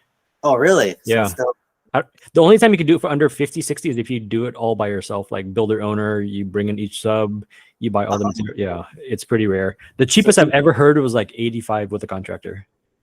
okay, so about still 100,000. Yeah, Um, so yeah, what I would do is like maybe I'd probably do as low down as possible to buy that as my primary residence to take the whatever left over to build that or sure. Yeah. convert that garage out. But you might not get your money out because you're gonna lose a garage and then you just gain this thing that True. makes you $2,000 a month. Oh god, you're just gonna make me rent forever then. Okay. Just gonna rent in a very nice A-class apartment complex here in California and then just buy out of state. Yeah. Would you use your cash out money to buy your primary? Or why not just live in Lake Forest? Yeah, I could. I mean, I have a tenant there right now. And there's no jobs, pharmacist jobs in Orange County. It's tough. It's I've been really applying, dude. There's too many Vietnamese pharmacists there. It is. Um, And I heard the wages are getting cut too. My friend from Yeah. Sharp Grossmine down in San Diego couldn't find a job in Orange County for like 6 months. Yeah, dude, I've been looking for 2 years. Since Oh, they got wow. laid off, and Wow. I have a lot of experience, You're right? clinical or what are you? Yeah, I'm a hospital director. Okay. I'm a director of pharmacy. Okay. So like I'm pretty up there, but man, like it's all like who you know, and they usually hire internally. So I just figured, you know what? I'm more likely to retire myself from real estate than to find a job in Orange County. So No, I mean, at least that's an exit. I mean, it's yeah, possible. You have a higher I just chance. that's why I'm just like my current job is easy. I'm just kind of coasting, building up my real estate, building up my social media business, and like honestly, it's those two are probably gonna retire me faster than my real estate job. I just There need you my go. real estate or my pharmacy job to like not be too stressful, just kind of like autopilot routine, and then basically you just just like I said, at that point I'll just move to Orange County when I'm retired. There you go. No, Or if that's I not a get a bad option. remote position, but even then remote positions are very rare. But I told me my current girlfriend who I've been dating for a while, eventually get married. I'm like, I'll retire you first, and then There you I'll go. still work because my hours are just Monday through Friday type of thing, and then I become real estate professional status at that point, right? Perfect. Because It now, sucks that you can't claim it now, even though you probably are full time now. oh yeah, dude, I'm more than full time. It Just IRS sucks. doesn't believe you. I'm carrying it forward though, Yeah. right? So eventually I'm going to cash it in. But I'm like, man, if I'm real estate professional, oh my god, I'd wipe out all my income easily. Oh yeah, but hopefully by then you're not retired. But yeah, no, you'll wipe off all your rental income though. Yeah, I'd wipe out everything. So Are you would you do anything with cost seg with your apartments? no, I mean I put in so much money in renovations. I don't need to cost take it. So you just But depreciate it normally, or how does it? yeah, because when you do renovations, I think it depreciates over 5 years, anyways. Or you can Okay. bonus depreciate it too, Okay. just the renovation cost, Uh-huh. right? But if let's just say if I'm in a better financial position where there might be a point where I don't want to do value add real estate anymore and just buying more turnkey real estate, which is fine, right? It's a certain cup of tea. Like at that point, I would probably could just cost seg it if I was privileged enough to need the tax benefits, Got right? it. But that's why I tell people, like, dude, imagine because cost seg writes off about 30% of the total cost, Uh-huh. right? Right. So, if you're buying $1 million apartment complex, you write off 300K, and that's, and if your tax bracket is like 50%, or, if you're a higher 40, tax bracket, then you're saving about 150K out the gate, right? So that's your immediate savings on your money. And then after that, as you're stabilizing the apartment in like 3 to 5 years, then at that point, that's when you get your cash flow. So that's how you really play the game if you want to build wealth, Mhm. right? Because it took me 3 years to stabilize even cash flow from my apartment. And like I said, I have a C-class apartment complex, so things are going to break down. Even though everything's rented out, an AC unit might break. A couple AC units break down every year, right? Sure. Yeah. Because they're older. So yeah, it's just kind of. I'm trying to like lower my expenses and my obligations. I said I kind of shot myself in the foot by buying a shit ton of life insurance, whole life insurance. But I'm almost done max funding them, and then I'm gonna set aside money to pay them off. But then once all those obligations are gone, my only obligation is basically rent or whatever I'm living, right? Whether it's Yeah. rent or, and you know, if I'm paying like $2,500 to rent in a nice area, nice place, it's just like that's nothing. That's a drop in the bucket, relatively speaking. But yeah, it's interesting. And then I think I'm optimizing not so much for wealth anymore. I think before I was like really gunning for it, and it sounds cool to say on like social media. I get it, but now I'm just like, I was always about lifestyle. Like That's good. That's healthy. I just really got into it.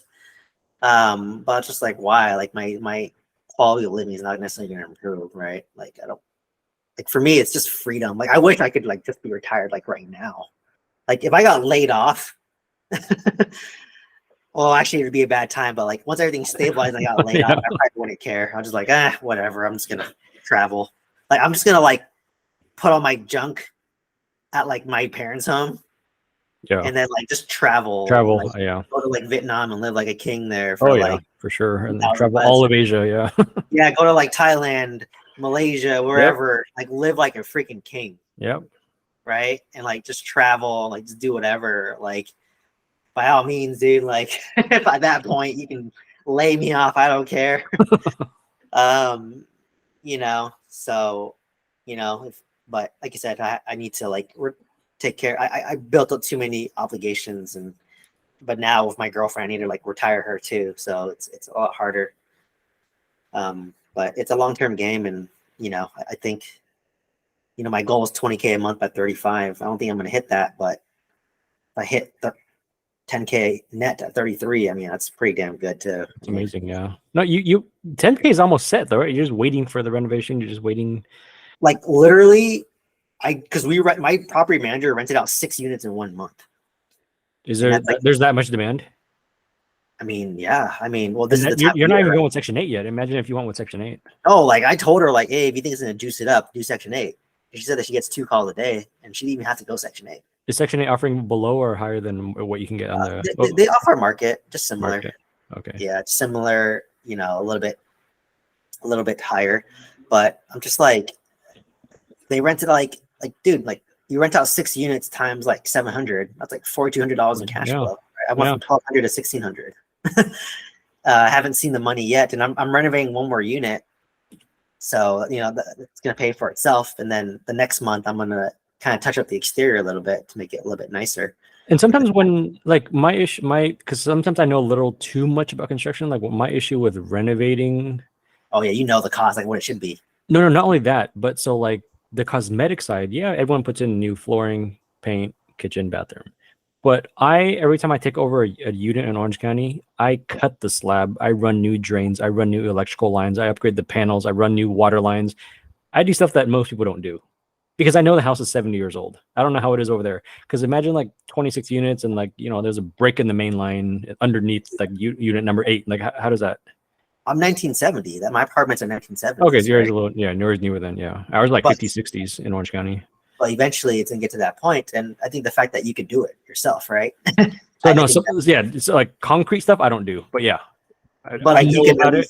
Sub And my guys do it for so cheap that, yeah, you know. So I think like if I was in your case, I would do the same, right? Where like you're being proactive, basically. Right. You know what's gonna I'm happen. set for the next 50 years easily. Yeah, you're set. But for me, like yes, come another 20, 30 years, yeah, that shit might break, and maybe I'll be at the point where I'm like, yeah, I don't want this anymore, and just sell it. Okay. Right.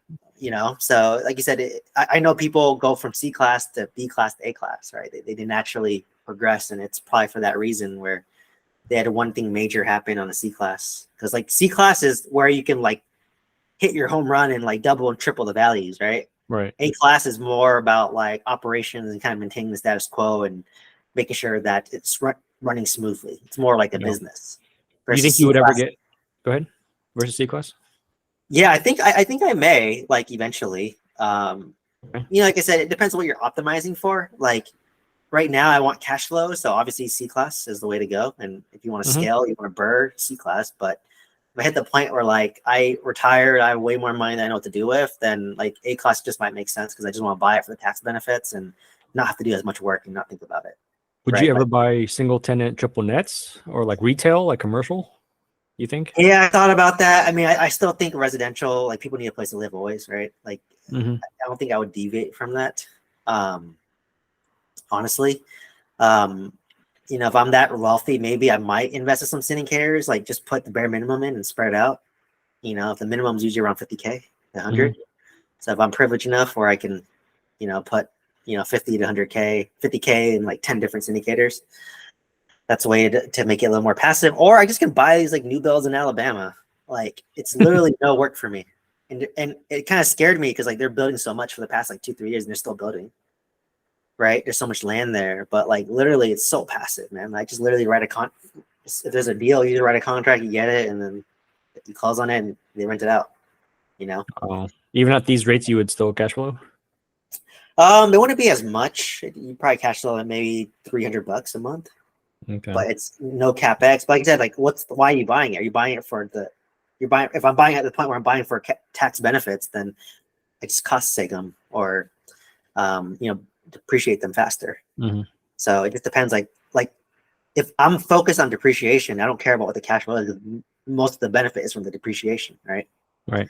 So that's why I say, like, what is your objective into doing it? If your goal is just to break even on cash flow and have it self-sustain, but reaping the tax benefits, that tax benefits is like way more than enough money. So Okay.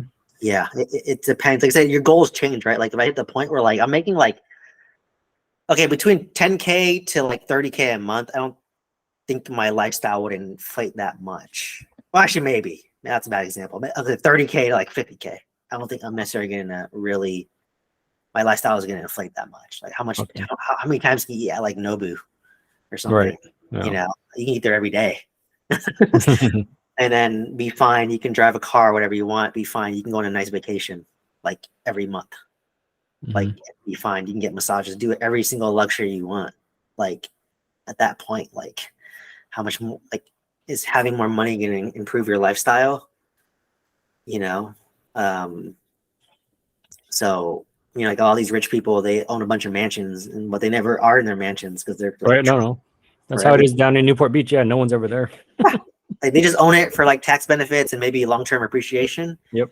But like like I follow a guy called Ed Milet. He lives in Newport. Like, he owns like 3 mansions in Newport, and they're all each worth like 30 million, 40 million.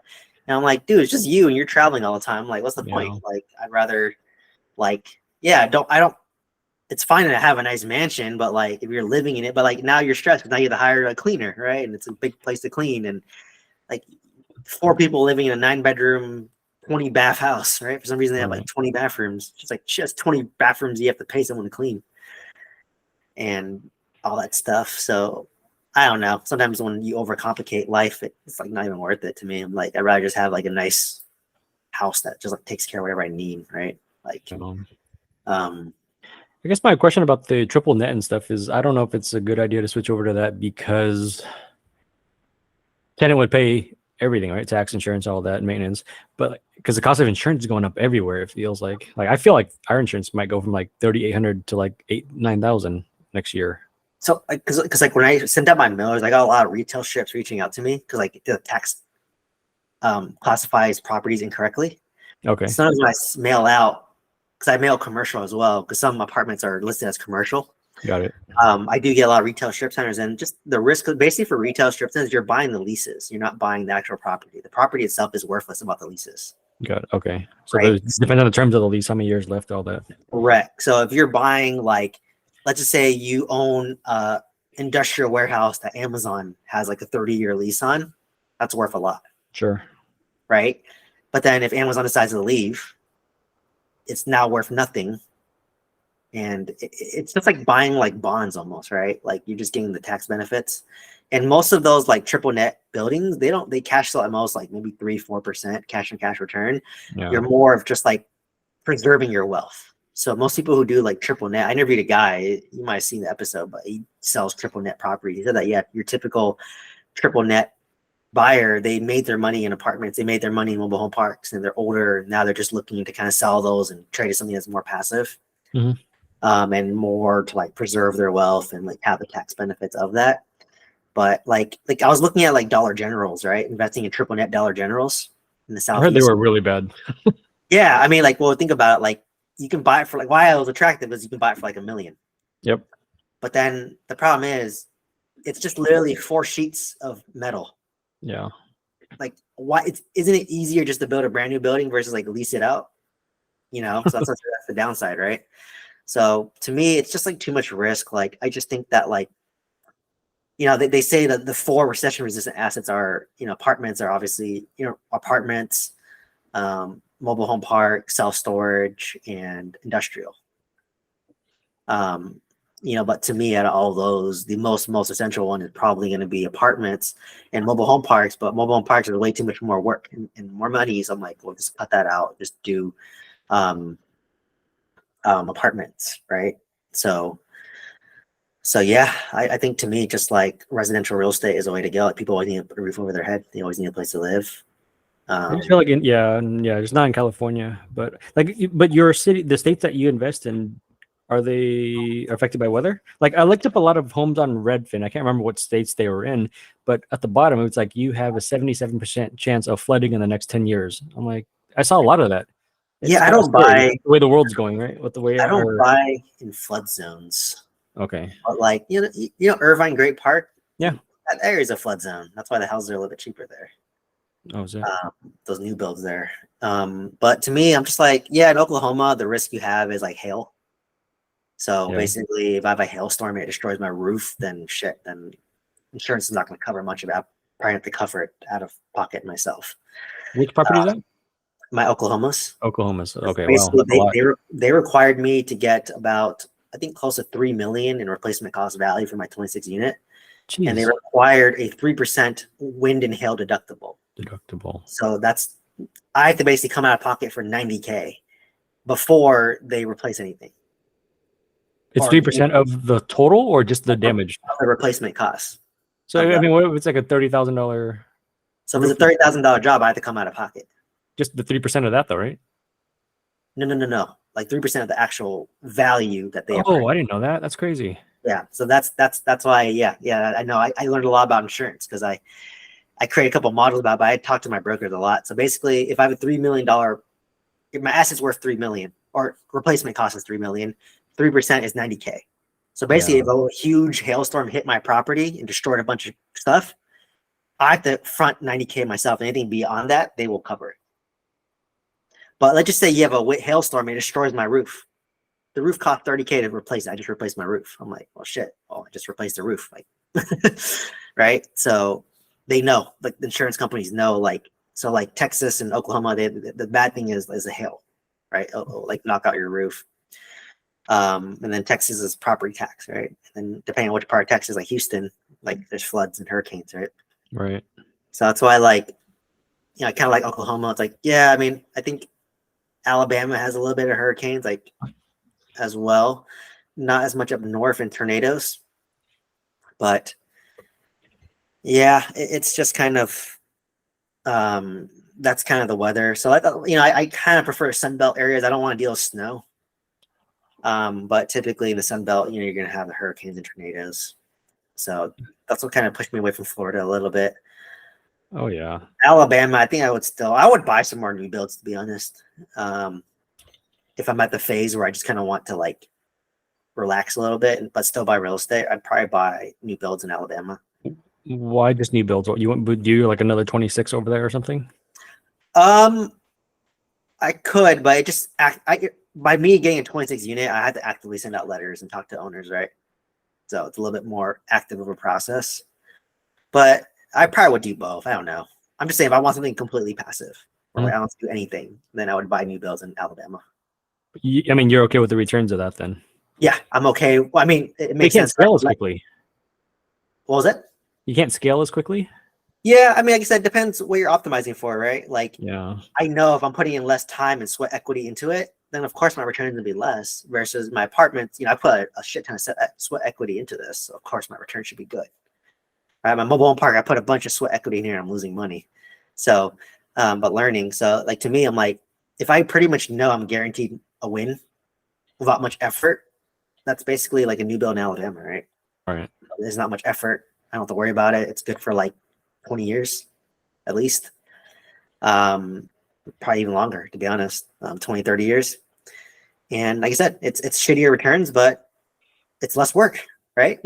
So, Yeah. because you hit the point too where you're forgetting a bunch of stuff too, right? Like, Oh yeah. am I gonna be on top of my renovations if I'm like busy? You know, am I gonna be on top of like my 26 unit? Because it's active, right? I'm constantly calling, making decisions, but like literally my Alabama, I forget I own it. I literally forget I own it, you know, and I had a tenant in there for like 2 years, and I only remembered it when they're like, "Hey, we need to lease out this unit to someone else." I was like, "Okay," you know. So it's like I guess what like you have to look at how much time you're putting into things too, right? So it's expected. It's expected to. That's why I got better at analyzing. I think as I've matured in my investing career, doing for 6 years now, I was like, yes, it's shittier returns, but I'm putting in a lot less work. And it's Yeah, that's important as you get older too. yeah, like you hit the point too. Like we hit a point where we hit our max mental capacity. You can't go Yeah. beyond this, right? So like, okay, is it better for me to sit and do nothing at being maxed out, or can I just buy something that doesn't require much effort? Like I invest in index funds every month, automated. I don't even think about it. It's automated. I don't even think about it. It goes into Vanguard and allocates itself every month. Returns aren't as great, but I don't think about it, right? So it just really depends like what you want depending on your current season of life. Like right now we're younger, right? Like we can afford to put more time, effort, energy, sweat equity. That's why I'm doing it now. I'm trying to promote it. But you know, if I have kids and a family and maybe my priorities are going to pivot towards that. And at that point, I may not want to be like putting in all these time, energy, and stress because like I just can't imagine going through what I went through while having a kid. Mostly because of the mobile home though. Yeah, well, yeah, like mostly the mobile home, but just all of it. I mean, I renovated like 50 units in a year.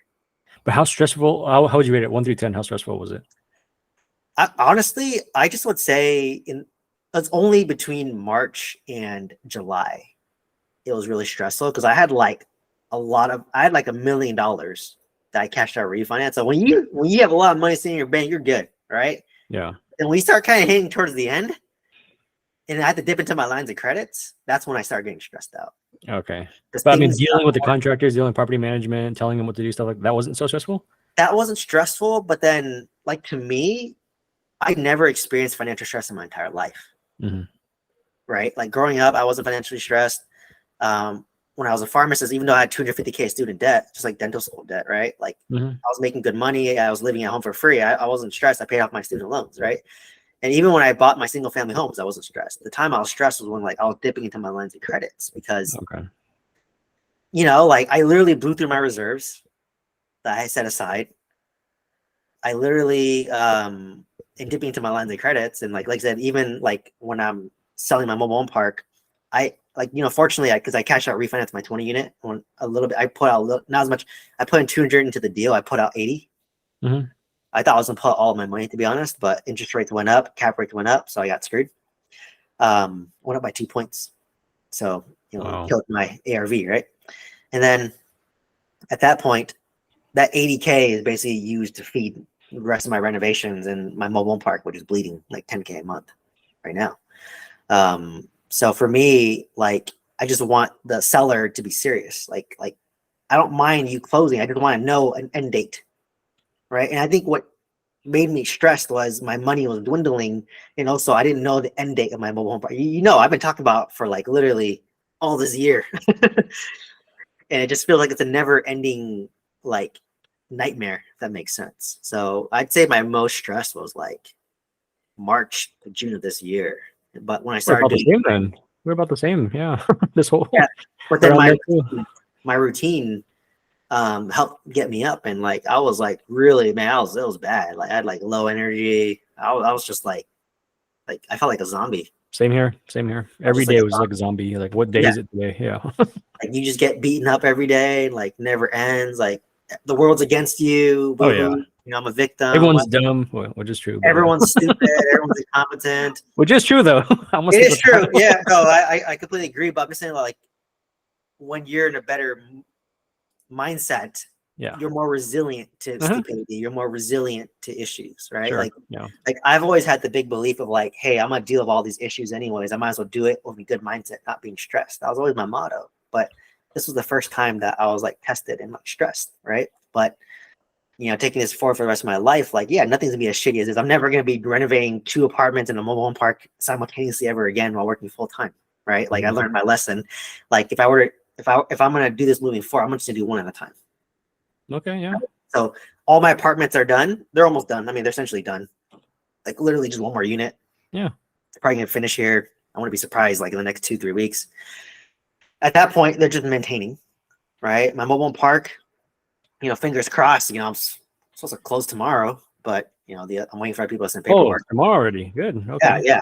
But I sent my paperwork in, but I doubt the other people are going to do it. And then if that's the case, my title agent is not there Thursday and Friday, so I have to close Monday. So I'm trying to push these slow people to like, hey, send your paperwork in because we're closing. We're just giving them like Wednesday, Thursday date to close. But in reality, it's probably going to be Monday or Tuesday. But I'm just trying to get them to move as fast as possible, because then at that point, they just wire the money, disperse the money, and we're done, right? And then they assume some of my debt for the new homes and all that crap. But like for me, that day I stopped bleeding $10,000 a month. But you bleeding that much? Yeah, and then that's stressful. Yeah. Yeah. Plus, like, because I put out so much money for my single family home, that property is like cash flow negative too, right? Yes, exactly. Yeah. So, and then so I'm basically like working my day job just to like fund my negative. Right. Yeah. To break even. Yeah, just to break even. And then like even then I'm dipping into like money as well, because I'm depleting money. So I'm like renovating things as well, right? So I learned my lesson. Like next time, like I learned that I don't want to dip into my lines of credit, even though I have like $400,000 worth of line of credits. Yeah. It just is too stressful for me. It's stressful, for sure.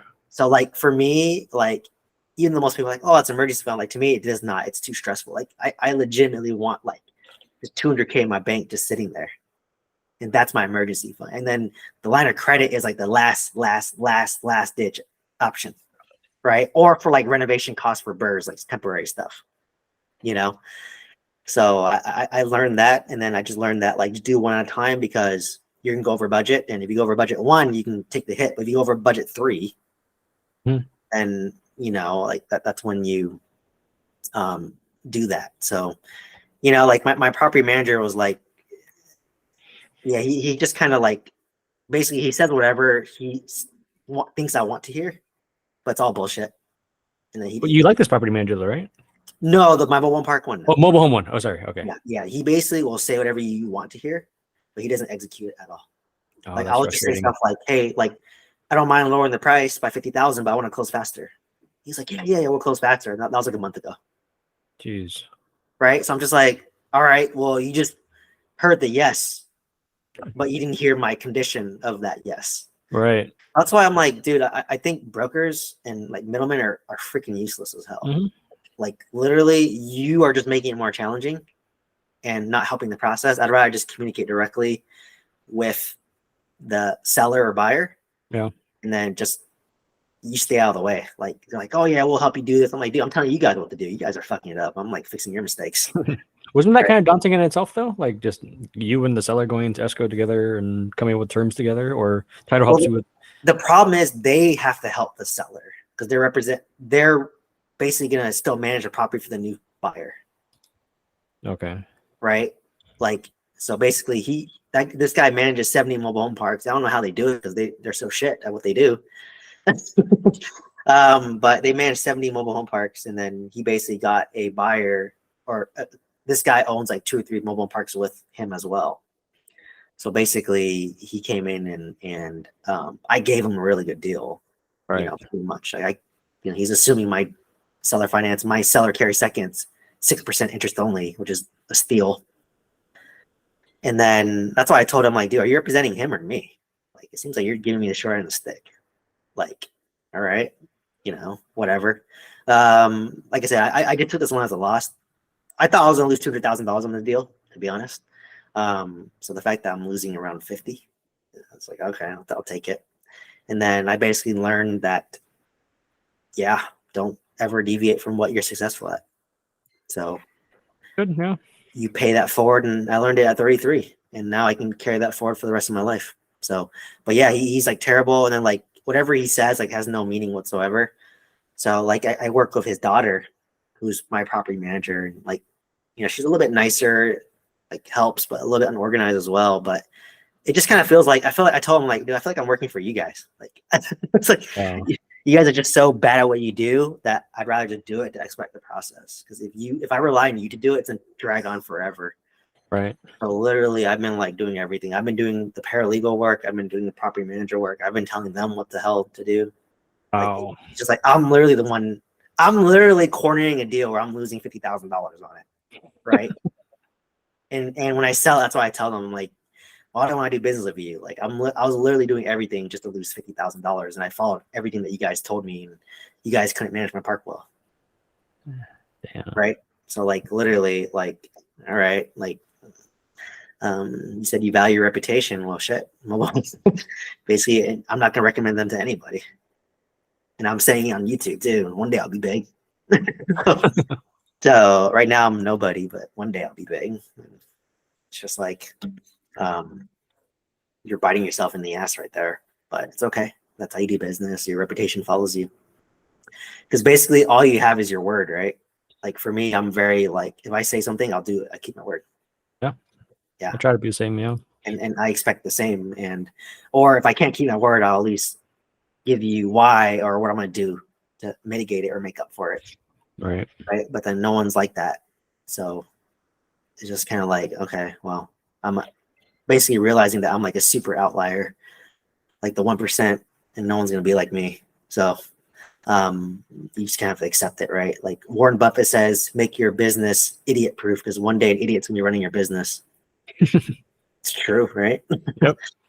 So, like if I get to the point where I want to train a VA to become my asset manager, it'll be easier for them if they're all in one spot, right? I think you can do that. Yeah, I think you have good potential for that. Yeah. I mean, I don't mind doing it myself either. Like, I don't think it's gonna be For that now, bad. yeah, you don't mind for now, but yeah. Yeah. Even when I'm good, like if it's not that bad, I mean, at that point, I'm so systematized, right? Honestly, I think we're made to work, right? I mean, we can't just sit at home and do nothing. Yeah, that's what I'm thinking. I'm like, but like, I don't mind working, but I want to be like, okay, I can respond to that email when I'm in Cancun. Or like, yes, exactly, on the beach under an umbrella. Yeah. Right? Like, I don't mind responding to that. And then like, okay, if I got hit with $50,000 bill and I have like 300 sitting in my bank, I'm not stressed. Yes. Versus if I got hit with $50K bill and I only have $40K, now I'm stressed, right? So like for me, it's like, what conditions do I need to be in to not be stressed? And to me, it's just, I don't mind responding. I'm not stressed, but like, I need to have a good reserve for that, right? To not be stressed. So like for me, I learned that I don't like to be as leveraged. Like, the real estate gurus are like, oh, leverage. But the true real estate, like Dave Ramsey owns like $500 million in real estate, all cash, no debt. Right. Like that's the true wealth, right? Because he's like saying like he got wiped out during 08 and he's like, well, the bank can't wipe me out now because I don't. There's no bank on the loan. Crazy, right? He's basically the OG guru, right? He basically been selling education and has a media platform and selling courses as well. And he takes all that money and he dumps into real estate that he owns. So I mean, like that's the path, right? I don't even want to be at like, worth $500 million. Just give me 50 million. I'll be good. Over time. So yeah, it's my perspective changed like a lot. Like, no, that's normal. Yeah. Like that's why I tell people, I'm like, your current mindset right now, it's going to completely change once you obtain a certain level of success. And to me, like it's always basically what I learned is when you're in your worst moment, it's not as bad as what you think it is. Mm-hmm. And then when you achieve whatever goal it is you set out to achieve, it's not going to be as great as you thought it was. Oh yeah. It's really the journey and the path and what you learn along the way. Yeah. Like I'm probably going to more remember like me pushing this damn mobile park through versus like me losing 50K on the deal. Oh yeah, for sure. 50 is gonna be for sure. I agree. Yeah. So it's crazy and like I said, like the only downside of I guess the way you're running the biz now, like you kind of are required to be there, right? Exactly. A little bit, but yeah, it just slowly. Maybe you have to move away from California, or just buy out of California, and then I think if you buy one out of California, You think I could find something like that, like a 20 unit or so, kind of like yours, that I could just work on slowly like that? Like, so you would actually fly out and work on it yourself? No. Sorry, not work on it myself, but like work on it Oh, remotely, like just run a property management team and all that. And yeah, I think you can find one. Um, you can do a reverse 1031 exchange, right? Where you find the property first, and if you want to unload a property, then I just sell want it. to do something separately from all that. Oh yeah. In that case, like, well, if it's going to be, let's say, $1 million price point, you're going to put at least 25% down. That's 250 plus another 300 to renovate. Depending on how extensive the renovations are. So that's what. What can I get for like 800 to $1 million? In the southeast, probably like a 20 to 30 unit. Okay. Unless you do direct mail like what I was doing, but even then, I still think that, like, yeah, I'd probably be like, if you're lucky, yeah, even if you bought something like my 26 unit for like 800, that's pretty good. Yeah. I'd probably buy something like that right now, but Are most yeah. of yours 1 bedroom or 2 bedroom? I think I have both. You don't even know. Yeah, I don't even know the mix. No, I have a mix. I think it's like a decent, like I have some studios, 1 beds and 2 beds. Oh, nice. Like 20. Yeah, that's how detached I am. I'm like, That's good. I know I got some 2 bedrooms though. My issue is if you ask me if unit 14 has a plumbing leak in the shower, I'll tell you the model number of the faucet. Yeah, I know dude, too much. like for me, I just know that, what units need to be they're working on unit number 2. Okay, cool. Are you doing this all on Excel, or you have a software? Or what do you? No, my property managers use Rent Manager. So Oh, okay. it's so every month I get like a report. Sometimes my managers are behind because they're so busy renting the units out, but sometimes I just text them saying, "Oh, how many units are vacant?" They're like 2. Out of those 2, how much need you renovate? Which ones need renovation? This one. Well, how much is it going to cost? That much? Okay, let's do that. Okay. That's literally my extent of all I know. How big is your property management company?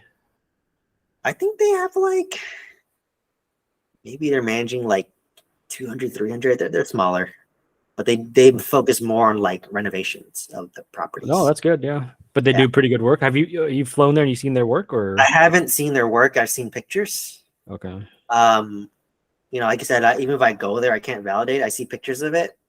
Send me. I'm sure if you go in there and you look at every nook and cranny, you're like, oh, they did a shit job here, they did a shit job here. For me, I'm like, no, that looks nice. Yeah, I'd live there. So it's like literally for my 20 unit, I had to evict 2 tenants where they sharpie all over the walls. Yeah. And also one of the units that I renovated, and I got a quote from the guy who renovated initially. He's like, oh, it's gonna cost $3,000. I was like, what the hell? Like, wow. You charged me $5,000 to renovate that from the beginning. This is already renovated. Like, this just needs touch up. Like, yes, we have to repaint the walls and like repair this dry wall, but how's that? Okay, exactly. Exactly. How's that $3,000, right? And then That's I'm just like, dude, I gave you so much business. Like, why I are know. you overcharging me? Like, you literally renovate my whole 20 unit apartment complex, and I literally paid you well, not you, but like $120,000, and 2/3 of that went to you because labor. Because if materials was $1K, his labor would be $2K. Yeah. Right. So literally, I gave you that much, and then literally my property manager's like, yeah, I have this handyman that like works on my house. Like, if it's just paint and drywall, like, yeah, it's gonna be like $600. I was like, oh yeah, it's better, right? Jeez. But yeah, you're probably thinking, oh shit, I can paint a wall in like, a couple hours and be done. And I agree, like paint, I could probably do paint, right? But then like, I'm just like, because I took that guy's security deposit, and security deposit was about $500, so at least security deposit covered the cost to do the repairs. That's all I care about, right? I don't care. Yeah. To make money off it, yeah. I got my 600 and from the security deposit, and that fixed everything else is a new unit that I rented out, right? Mm-hmm. And then that's all I care about.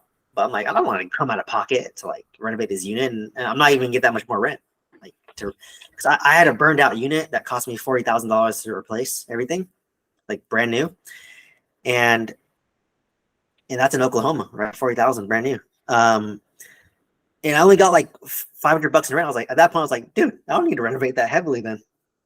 Just landlord special, right? Just slap on some stuff and and make it rentable, livable, nice. Because the people who live there, they like it because of the location, and they like it because it's more affordable.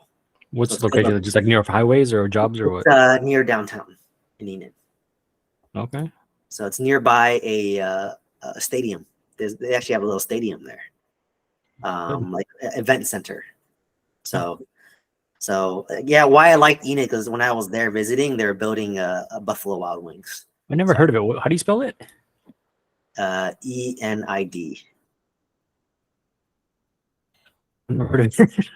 Yeah, I I can't never point heard of to it either. Oklahoma on the map.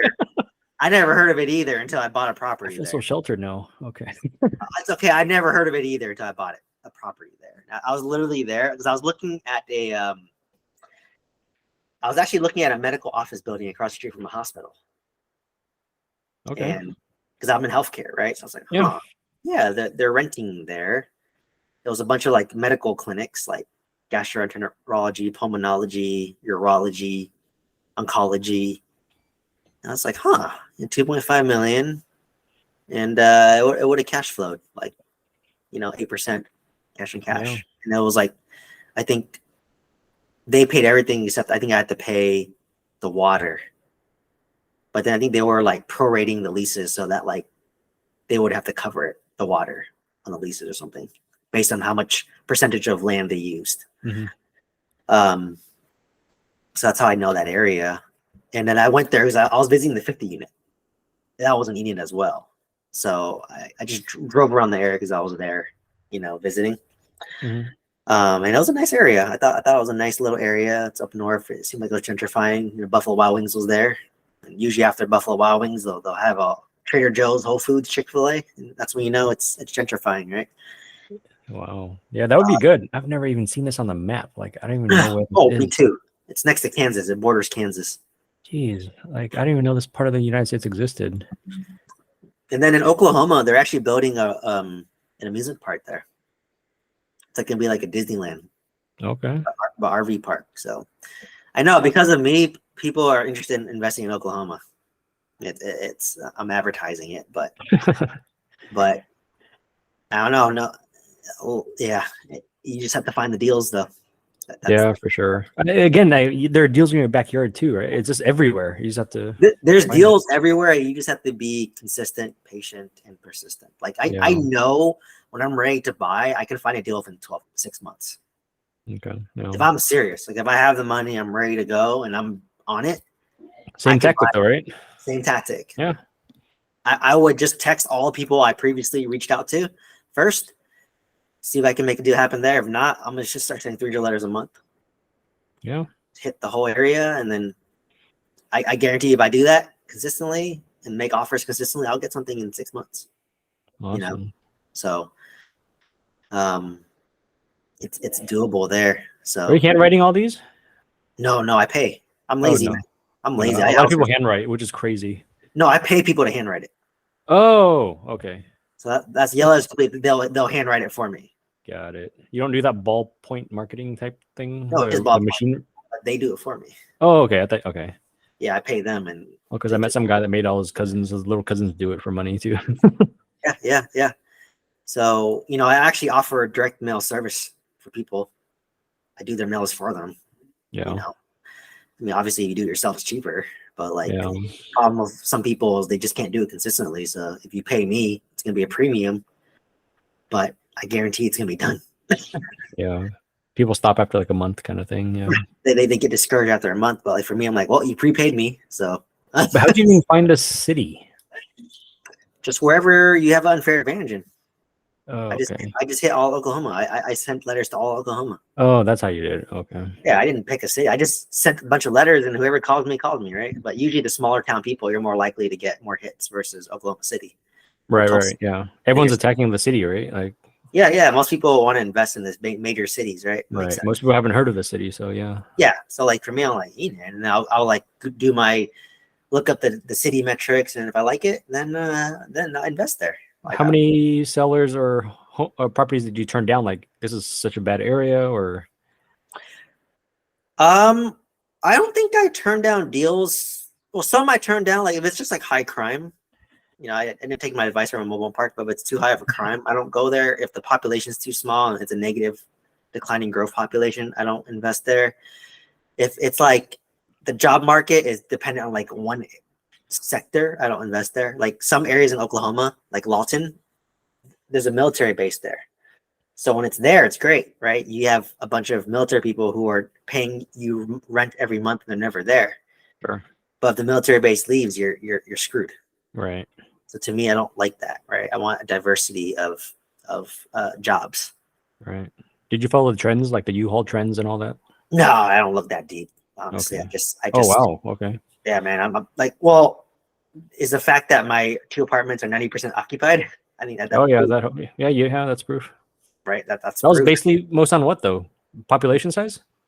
I mean, Enid's 50,000. I just based it off of just some basic metrics, and I asked my property manager, like, how's the demand there? That's good. Something, yeah. I mean, okay, yeah. Some people just look into way too much data. I think people overthink that thing. At the end of the day, you yeah. just own it, and worst case, if you're not fully occupied, then you might have to lower your price a bit, and if you lower your price, then you'll rent it out. Right? Yeah. That's all it is. You bought it at such a good price, so that helps a lot. Yeah, too. like to me, I don't care, right? Like I bought equity day one, and I have the ability to value add. So whatever, if my vacancy is not as great or my rent's not as high as I thought, whatever, and that's not why I bought it, right? How long is the eviction over there? How long does it take? 15 days. Perfect. Yeah. Man. Here it's like 3 to 6 months, and then the jury trial and all. You got 7, and then you got COVID, right? So they delayed the jury. It was like right? 3.5 years. It was like You got COVID for 3 years. That's happened to me in Alabama. Oh, we well, want like, yeah, I couldn't find a job for 3 years because of COVID. I'm like, what are you talking about? There's hiring signs everywhere. like Alabama, they actually gave emergency rental assistance. Yeah. To landlords, but trying to get people who aren't educated to apply, that was difficult. That's very difficult. That's right? a whole, yeah. So literally they do it for them, and then, but hey, I got paid a bunch of money, back rents, right? They would pay all the back rents plus 6 months in advance. Right. So we got lucky here in Orange County. None of our tenants missed one payment the last 4 years. In California, like you have better tenants. Like people don't miss. Like none of my California tenants like missed for the most part. Yeah, that's good. So like that's why my Livermore house, like I'm only getting $4,000 a month, but I have like $700,000 of equity in there. Wow. I'm just like, damn, man, I could 1031 exchange that, get an apartment complex. A couple, yeah. That would a large one, yeah. Gross like 30K. Really? Yeah. Wow. Why not? I wish I sold that and bought that 50 unit. I could have done it. I could have done it. I still can't do it. Maybe he didn't sell it yet. Maybe. Well, I mean, once your mobile home projects are done. Yeah, I think he didn't sell it yet, but if he didn't, maybe I'll do that. Maybe I'll actually do that. I'll just sell that Livermore property, take the $700,000 equity, dump it into that property. Then how are you going to get like another 400,000, 500,000 to renovate it? Well, that one, it was nice already. You don't need to renovate it. Oh, it was all turnkey. Yeah, because he developed it himself. So I think they're like 20 years old. Okay. So like literally, it's just like typical, unless a tenant trashes it or a fire happens. A couple here and there. Yeah, I mean, I just need to have like maybe another 100,000 in reserve just to like cover whatever that is. But you're seeing banks are tightening down too, right? Huh? Banks are tightening down on lending. Oh yeah, dude. My cash out refinance took me 90 days. And you have a good W-2 job too. I took off the last year of work, 2 years of work just to build all these properties. And no, dude, they even asked me, so why'd your W-2 income go down over the past 3 years? And I was just like, dude, the fact that I have a W-2, I know, is like, and I make good decent money, right? I'm not like I'm a high income W-2, but because I moved from the Bay Area to here, I took a 40K pay cut. Jeez, yeah, right. My friend took the same. She went from San Diego to like San Bernardino. Yeah, you take like from Bay Area, I could literally go to the Bay Area right now, get the same pharmacy director job, and probably make like 50K more than I'm currently making. Yeah, that's crazy. Right, and then plus I own real estate there that I can live in. Yeah. So I tell my girlfriend, like, dude, you want to retire? Literally, if I make 50K more, that's almost half a pharmacist's salary. Right? Like you can literally just be part-time, but you're gonna have to be willing to be in the Bay Area. Is she a pharmacist? Yeah, she's a pharmacist too. Okay.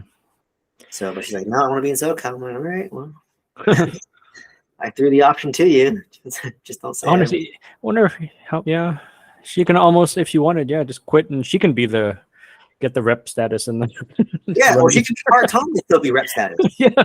Right? Like you have 20 hours of of Exactly. day job and Yep. 21 hours of real Yep. estate. Yep. So that's an Very- IRS agent, not me, but yeah. Document everything, right? You have your hours documented, and you document and it's believable. And I have It my is. portfolio, Yeah. it's believable. So Well, the point is you have a lot of options. That's good then. yeah, so I Now just told or her, and later. So that's why I just said like I'm severely underpaid, you know, like right now, like, but it's fine. Like I just kind of want my job to be easy as I'm building my other businesses, yeah. and I do a lot of, my job's flexible, so if I need to like respond to emails, I can do it at work, right? I Yeah. can, if people text me, I can respond, or if it requires a phone call, step out, take a break, and That is respond so nice. to the 10-minute phone conversation. So, as long as I have that flexibility, I can, run my business. Most people are like just pharmacy directors and they're like super stressed, right? Hmm. To me, I'm like, man, that's so easy. I'm not bleeding $10,000 a month. I'm actually making money regardless of how I perform. I literally can do absolutely nothing one day of work and get paid 8 hours. Yeah. Versus, of our business, if we don't do work, it Yep. doesn't move. Yep. So I'm And like, you lose why? money. I'm like, yeah, and you're losing money. I'm like, why are you stressed? W2 is nothing to me now. I'm like, what? That's good. Like what? I'm not losing money and I'm getting paid regardless. Yep. And you can do other things. And That's I the can life. do my other things while I'm at work. Yeah. That's triple dipping. I'm like, this is amazing. Like, if I was You're pretty- remote, oh my God, I would be so productive. Oh It's like, yeah. because when you show up, you have to like play the politics and, be available and, pretend to work. But in Yep. reality, I'm actually productive like 3-4 hours a day. That's most A lot of people. jobs are like that. Yeah. Yeah, most people are productive. And even me, my 3 to 4 hours is like probably other people's like 10 to 12 hours. Yeah. And then literally like I just sit there, do my thing, and I'm just sitting there available. But if I was remote, oh my God, man, I could like film more content, coach people. I can get rid of my commute, which saves me 2 hours. And Oh wow, that long? yeah, I commute 2 hours a day at least. Jeez, I And hate that. like, but imagine if I had those 2 hours, I coach people, or I created more content, or coached, or Yeah. spent time getting more real estate deals, right? Like it's just like these little things. Like if I was remote and making the same money, I was like, damn, like that's what I was trying to aim for, because I know I could do both, right? Yeah. Like you get that best of both worlds and triple double dipping, and if I'm remote and it's East Coast time, and you start 5 a.m. here and you finish at like 1 p.m. and you still have like the rest of your day. That'd be so perfect. Yeah. So Either way, even just right now, once your projects are done, which is I mean, not your project's done, but like once it's sold, you're entering this holiday season without that much stress and all your projects literally rented next out. week, when you talk, if you come on in the session, my park might be sold and then my apartments might be done. Like No, literally, it should be right, and then Yeah, that's how you yeah, enter I the mean- holiday season. That's perfect. yeah, like into the holiday, and then I'm just gonna like relax for this quarter 4. That's And what I'm then doing. I just finished all my 7 projects. I'm gonna take like 3 months off, hopefully, and then we'll see. 3 months off, and then write out these high interest rates, and then in 2024, recalibrate and Yeah. reorganize my money, and see how I want to plan. Yep. I might renovate like 2-3 more units just to get it ready, just in case we wanted to sell next year or something, and we'll see. So is this the 10 unit? Are they just that old that you're renovating? 15 units. Yeah, it's old. It's like 1960 something, 60. It's the original, like it's never been renovated. I think 5 or 6 units out of the 15 are renovated. Okay, so you're basically going in and renovating for the 15 unit. Right. So you have a 15 unit and a 10 unit? No, 15 units and then like a bunch of houses and ADUs. Oh, okay. Oh, then a bunch of. But those guys never call. Like the housing ADU, they call like once every 1 to 2 years. Yeah, like my single family, for the most part, it's like, oh, hey, like the toilet's like not flushing. Oh yeah. Mine's like, hey, how come you didn't cash my check yet? It's the 3rd. I'm like, I haven't gone to the post office yet. Like, they don't. wow. Yeah, it's just like stuff like that. Like, did you get it? Did you get it? I'm like, okay, calm down. Yeah, or like, well, my San Francisco house is like super old. It's like over 100 years old. Oh yeah. And then like every time it rains, there's always like a leak, because like I think No. the walls are just so soft and old over time. Like there's always going to be a leak. I just said, well, we'll try to find a spot, but just if you know where the leak's coming from, just put a little bucket there. It's San Francisco. What do you expect, right? Yeah. It's an old house. So, like I Yeah. said, I can turn each one of my single family homes in California into like a 30 to 50 unit apartment complex. That puts it in perspective. Yeah, that's good to know. So if you think about that, like I have 3, I can trade those up into like almost 100 units. And what That's were those net at Well, I these mean, interest rates? um, Like use our last one. If it's gross is what 50,000 you said. yeah, I mean, well, the 50, so the one that for 2.5 million, that gross is about 33K. Okay. So assume expense ratio like 60%, including 5% reserve. So that'd be your technical profit, right? But I'm just saying that, like, I'm basically trading. Yeah, I could trade up like a couple properties and convert that into like 100 more units. So literally, I just could sell my single family homes and go to about 150 units. Mm-hmm. So. But do you think rents are going to get compressed with the way rates are, and then insurance costs is going to go up and depress as well? No, The I'm not prices. worried about insurance. I mean, insurance, I think it all goes in cycles, right? I think Does it? rental. I don't know. Does insurance go in cycles? Yeah. I mean, I think interest rates are gonna. I think a healthy interest rate, to be honest, is around 5%. Okay, we might get that into next year, right, for election year. Yeah, when elections come up, interest rates are gonna magically drop down. Watch. Yep. They want the economy to be more optimistic. They want people to be more happy. Right. And they'll make whoever is, I think Biden look a little better because, like, oh hey, before the term ended, right? Like, so it's just all. If you think about this crap, which is kind of scary, like all this is at the mercy of the government, right? Oh yeah. So like if you know that it's in a cycle, then just know that, just hold it long term and you can't lose, right? Right. Long term, it's very forgiving. Yeah, it's long term, very forgiving, and like whatever. Okay, yes, insurance went up, but everyone's insurance went up too, not just you. Right. But I mean, it just cuts into your cash flow, cuts into your NOI. Yeah, that cuts into everyone's cash flow and NOI, right? No, but I mean, the tenant doesn't have to deal with it. Oh yeah. Your prices have to. Well, the rents you can raise. I mean, you always just raise the rents, right? I mean, there's always demand for housing, and if you have a nice house, then you always have somebody, right? And I think it's expected, for at least my tenants, that we raise the rents every year. My single family homes in California, I don't raise the rents. I'm not as good about that, but like my property manager, they raise it every year. Wow. They don't care. Like 50 bucks, anything like 25, but $50. Yeah, but $50 times 20 units. Yeah. That's 1,000 times that by 12. That's 12,000. Divide that by 8 cap. Yep. That's how much your value just went up by. Yep. Right. Like I get my California ones. I'm kind of lazy too. I'm like, oh, they're great tenants. They don't bother me. I don't want to raise the rents, but then I'm like, God, I need to cash flow a little more too, right? And because I'm just like, dude, if you were to own like my Livermore house, if you were to buy that from me, his monthly payment all in for everything would be like 8,000 at least, because it's worth about 1.3 now. Yeah. At a 7% interest rate. Crazy, right?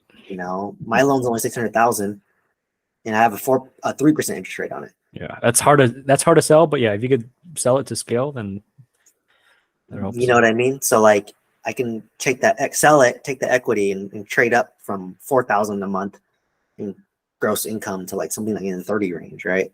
And then but why not? I know I'm tempted. The more I'm talking about it, the more I'm kind of thinking about it. Like I ran out of capital, but then hey, I have these piggy banks over here, and I just can start selling them and trading them, right? So maybe I'll do that.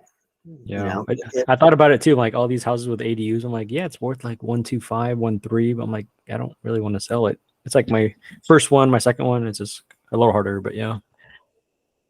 Yeah, I mean, like you say, if you think about the numbers wise, like yeah, you're gonna trade up from 4,000 to 33 gross, right? And then the value is based on a multiple versus depending on the market. Right.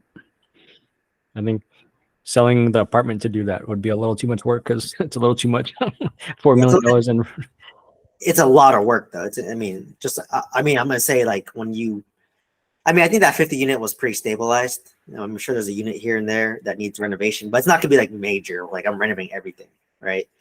Like a turnkey unit is like, yeah, out of 50, maybe you have to renovate 5. Mm-hmm. But if it's more, decent, maybe it's like 5K each. Right. So it's like 25K. That's totally doable. So yeah, I might do that. I don't know. I can't think that far yet until my mobile park's gone and I free up all that mental clarity. But exactly, that makes a big difference. Because to me, I want to maximize what I currently have, right? Like if it makes sense to sell it and then trade up because inventory is so low right now. I still feel like I can get a good price, you know? Yeah, no, I agree. And then like, it's just kind of like, yeah, I'll regret selling it, but at the same time, it's just kind of like, you know, long term, right? 30 years in advance, I think an apartment complex that's 50 units can do better than a single family home I think so. Yeah. in California. So that might be the way I might go. I might just be like, all right, let me get this under contract and I'll do a reverse 1031 exchange. So that means I need at least enough money to put down the down payment Yeah. on the property, right? And then once I front that, I can do my reverse 1031 exchange and Mhm. reimburse me. So That's an option. the more I'm talking to you, the more I'm kind of convincing myself to do It's a that. So 2-year maybe- project. Yeah, well, yeah. If I get to the point where things are stable, I'm good, and then I have my primary residence, and then yeah, I might do that. Yeah. I can always right. do that. Or what I told my girlfriend, what we can do is we just can house hack every 2 years. Mhm. So live in a house hack for 2 years, and then we sell it, and then because if you're married or you're living in there, you get a lot of tax benefits, right? You can Right. defer some of the. I forgot, was it 200,000 or half a 500 million? if you're married. Yeah, if we're married and it's 500,000 and we own the property for like, let's say 5 to 10 years, no, 5 years.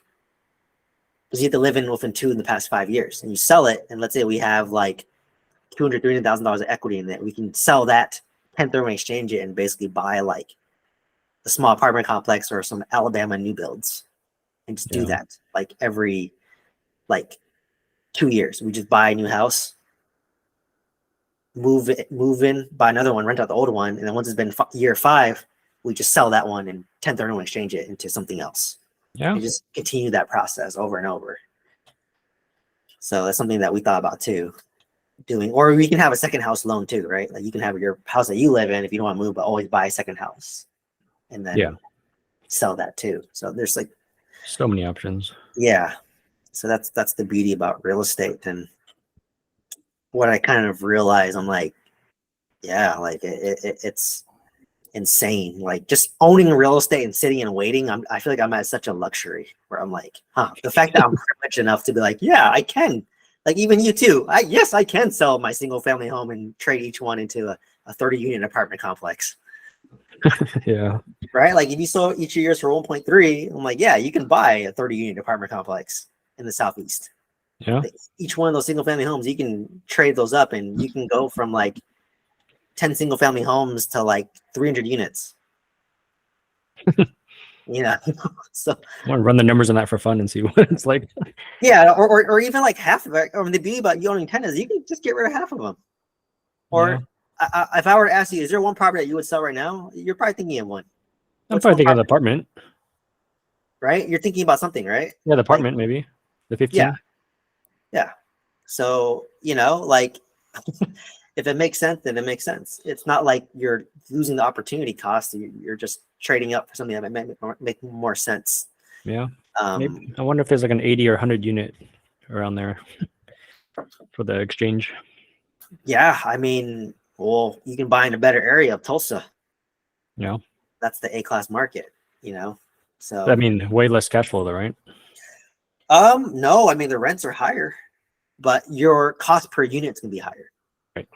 So your cost per unit might be like 150K per door, and you're getting maybe like 1,000 to 1,200 in rents. So you're a little bit below the 1%, right? Right. But 1,000 per door times 100, that's 100,000 a month, right? So like valuation is gonna be really for high. example, I was looking at an 80 unit, and I think he wanted around 4.5. That's a perfect exchange. Yeah. So like that's in Oklahoma, right? Yeah. And then I think that one he was getting, I think about 600 per door. So that's about Units? 80 units. So that's about 80. 50K, about 50K. Yeah, that's double what we're getting. No, a little less. A little. We're getting 30. Yeah. So basically that'd be your trade up, right? You basically have the same loan amount, but you go from about 30 to 50K. Yeah. And you'd own about 80 units. Yeah. And we have a lot of equity in a lot of properties. We just pull it out and renovate it using that. Yeah, if it needs renovation, right? Yeah. So yeah, I might call up that guy again to see. No, like with the property near Seal Beach that we finished, no debt on that one, duplex in front, 2 ADUs in the back, rents like 9,000 a month, gross. Yeah, pull a HELOC on that guy. Yeah, but yeah, East West Bank's like give us about $20,000 for the fee. It's like $15,000 fee plus $5,000 junk fee, and we'll give you 850,000 line of credit at 9.5%. Yeah, that's basically better than hard money loan. Exactly. Yeah, I talked to a bunch of these fix and flips and stuff, and they're like, "Whoa, we can't beat that because they're at 11% with 2 points." Here is just a one-time $20,000 fee, and you have 10 years to use it. Sometimes you get like 14. I've seen 14. Oh yeah, my guys are quoting me 11, but it could be bait and switch too. I don't know. A lot of it is bait and switch. Yeah. And then, so yeah, I mean, yeah, you could do that. To be honest. Yeah. Once see these are done, so yeah, I have more time to run my numbers and play around and look in Tulsa, look in Tennessee or something. I don't know. Places I've never been to or heard of. Yeah, well, I'll see if I start sending letters, I can wholesale you one maybe. Yeah. That makes sense. Let me know. Makes sense. Yeah, it's hard, you know, cash flow. That's the only gripe about single family for me. But I get single family is such easy barrier. It's so stable. Like I got my feet. Like I tell people like who go to me, I'm like, dude, you're buying my mentorship to buy apartments, but I might actually have you buy a single family home first that you're gonna live in, and you're gonna house hack this, and then eventually the equity will go up, and you can trade that up to an apartment. Yeah. So I know it's not sexy to hear that. Hey, it may take you 5 years, 2 years to save up for a down payment for a single family home and own that single family home for 5 years, and then sell that to buy an apartment complex that it takes 3 years to stabilize. That's a 10-year plan. I know it's not sexy to say, but you can do it. It's just right now, it's just so hard to justify buying at these interest rates. A lot of markets, it's better to just rent, right? Yeah, but what's beautiful about new builds is they buy down your rates for you. Okay. Oh yeah, that helps a lot. Right. So like if like you can negotiate and be like, because sometimes they're desperate, they want to get rid of the property, especially if you're pre-qualified and you use your preferred lender. Yeah. Like I've seen it where they'll buy down your rate, so you're like around 4.5 to 5 For the full term or just like a couple years? Yeah, fixed 30 years because they buy down the rate for you, so they're paying the lender. I knew about the introductory one. I didn't hear about the actual buy down. No, it buys down like permanently, right? Oh. So that's why new build's the way to go because you have more wiggle room to negotiate. So you want to buy down your rate. So, but they're not building in areas that are like bad or like on swamps or stuff like that just because they have nowhere else to build in those areas, right? Well, yeah, like in Irvine, for example, they're building in Great Park, right? In Alabama, they're building all around the neighboring areas of Huntsville, Alabama, because Huntsville is already saturated. So if you're willing to drive like 20 minutes out from Huntsville, that's where you can buy a brand new build, and they're building a lot of them for like 250 to 300,000, and they rent for about $2,000. Yeah. And you can get the buyer to probably or the seller to probably buy down your rate a little bit, you know, or some build to rent sellers are actually carrying a note. They'll finance the deal to you, right, for like, 2-3 years, and then you can cash out, refinance it when interest rates drop later. So I think builders are getting a lot more creative because they just want to get rid of their inventory and continue building.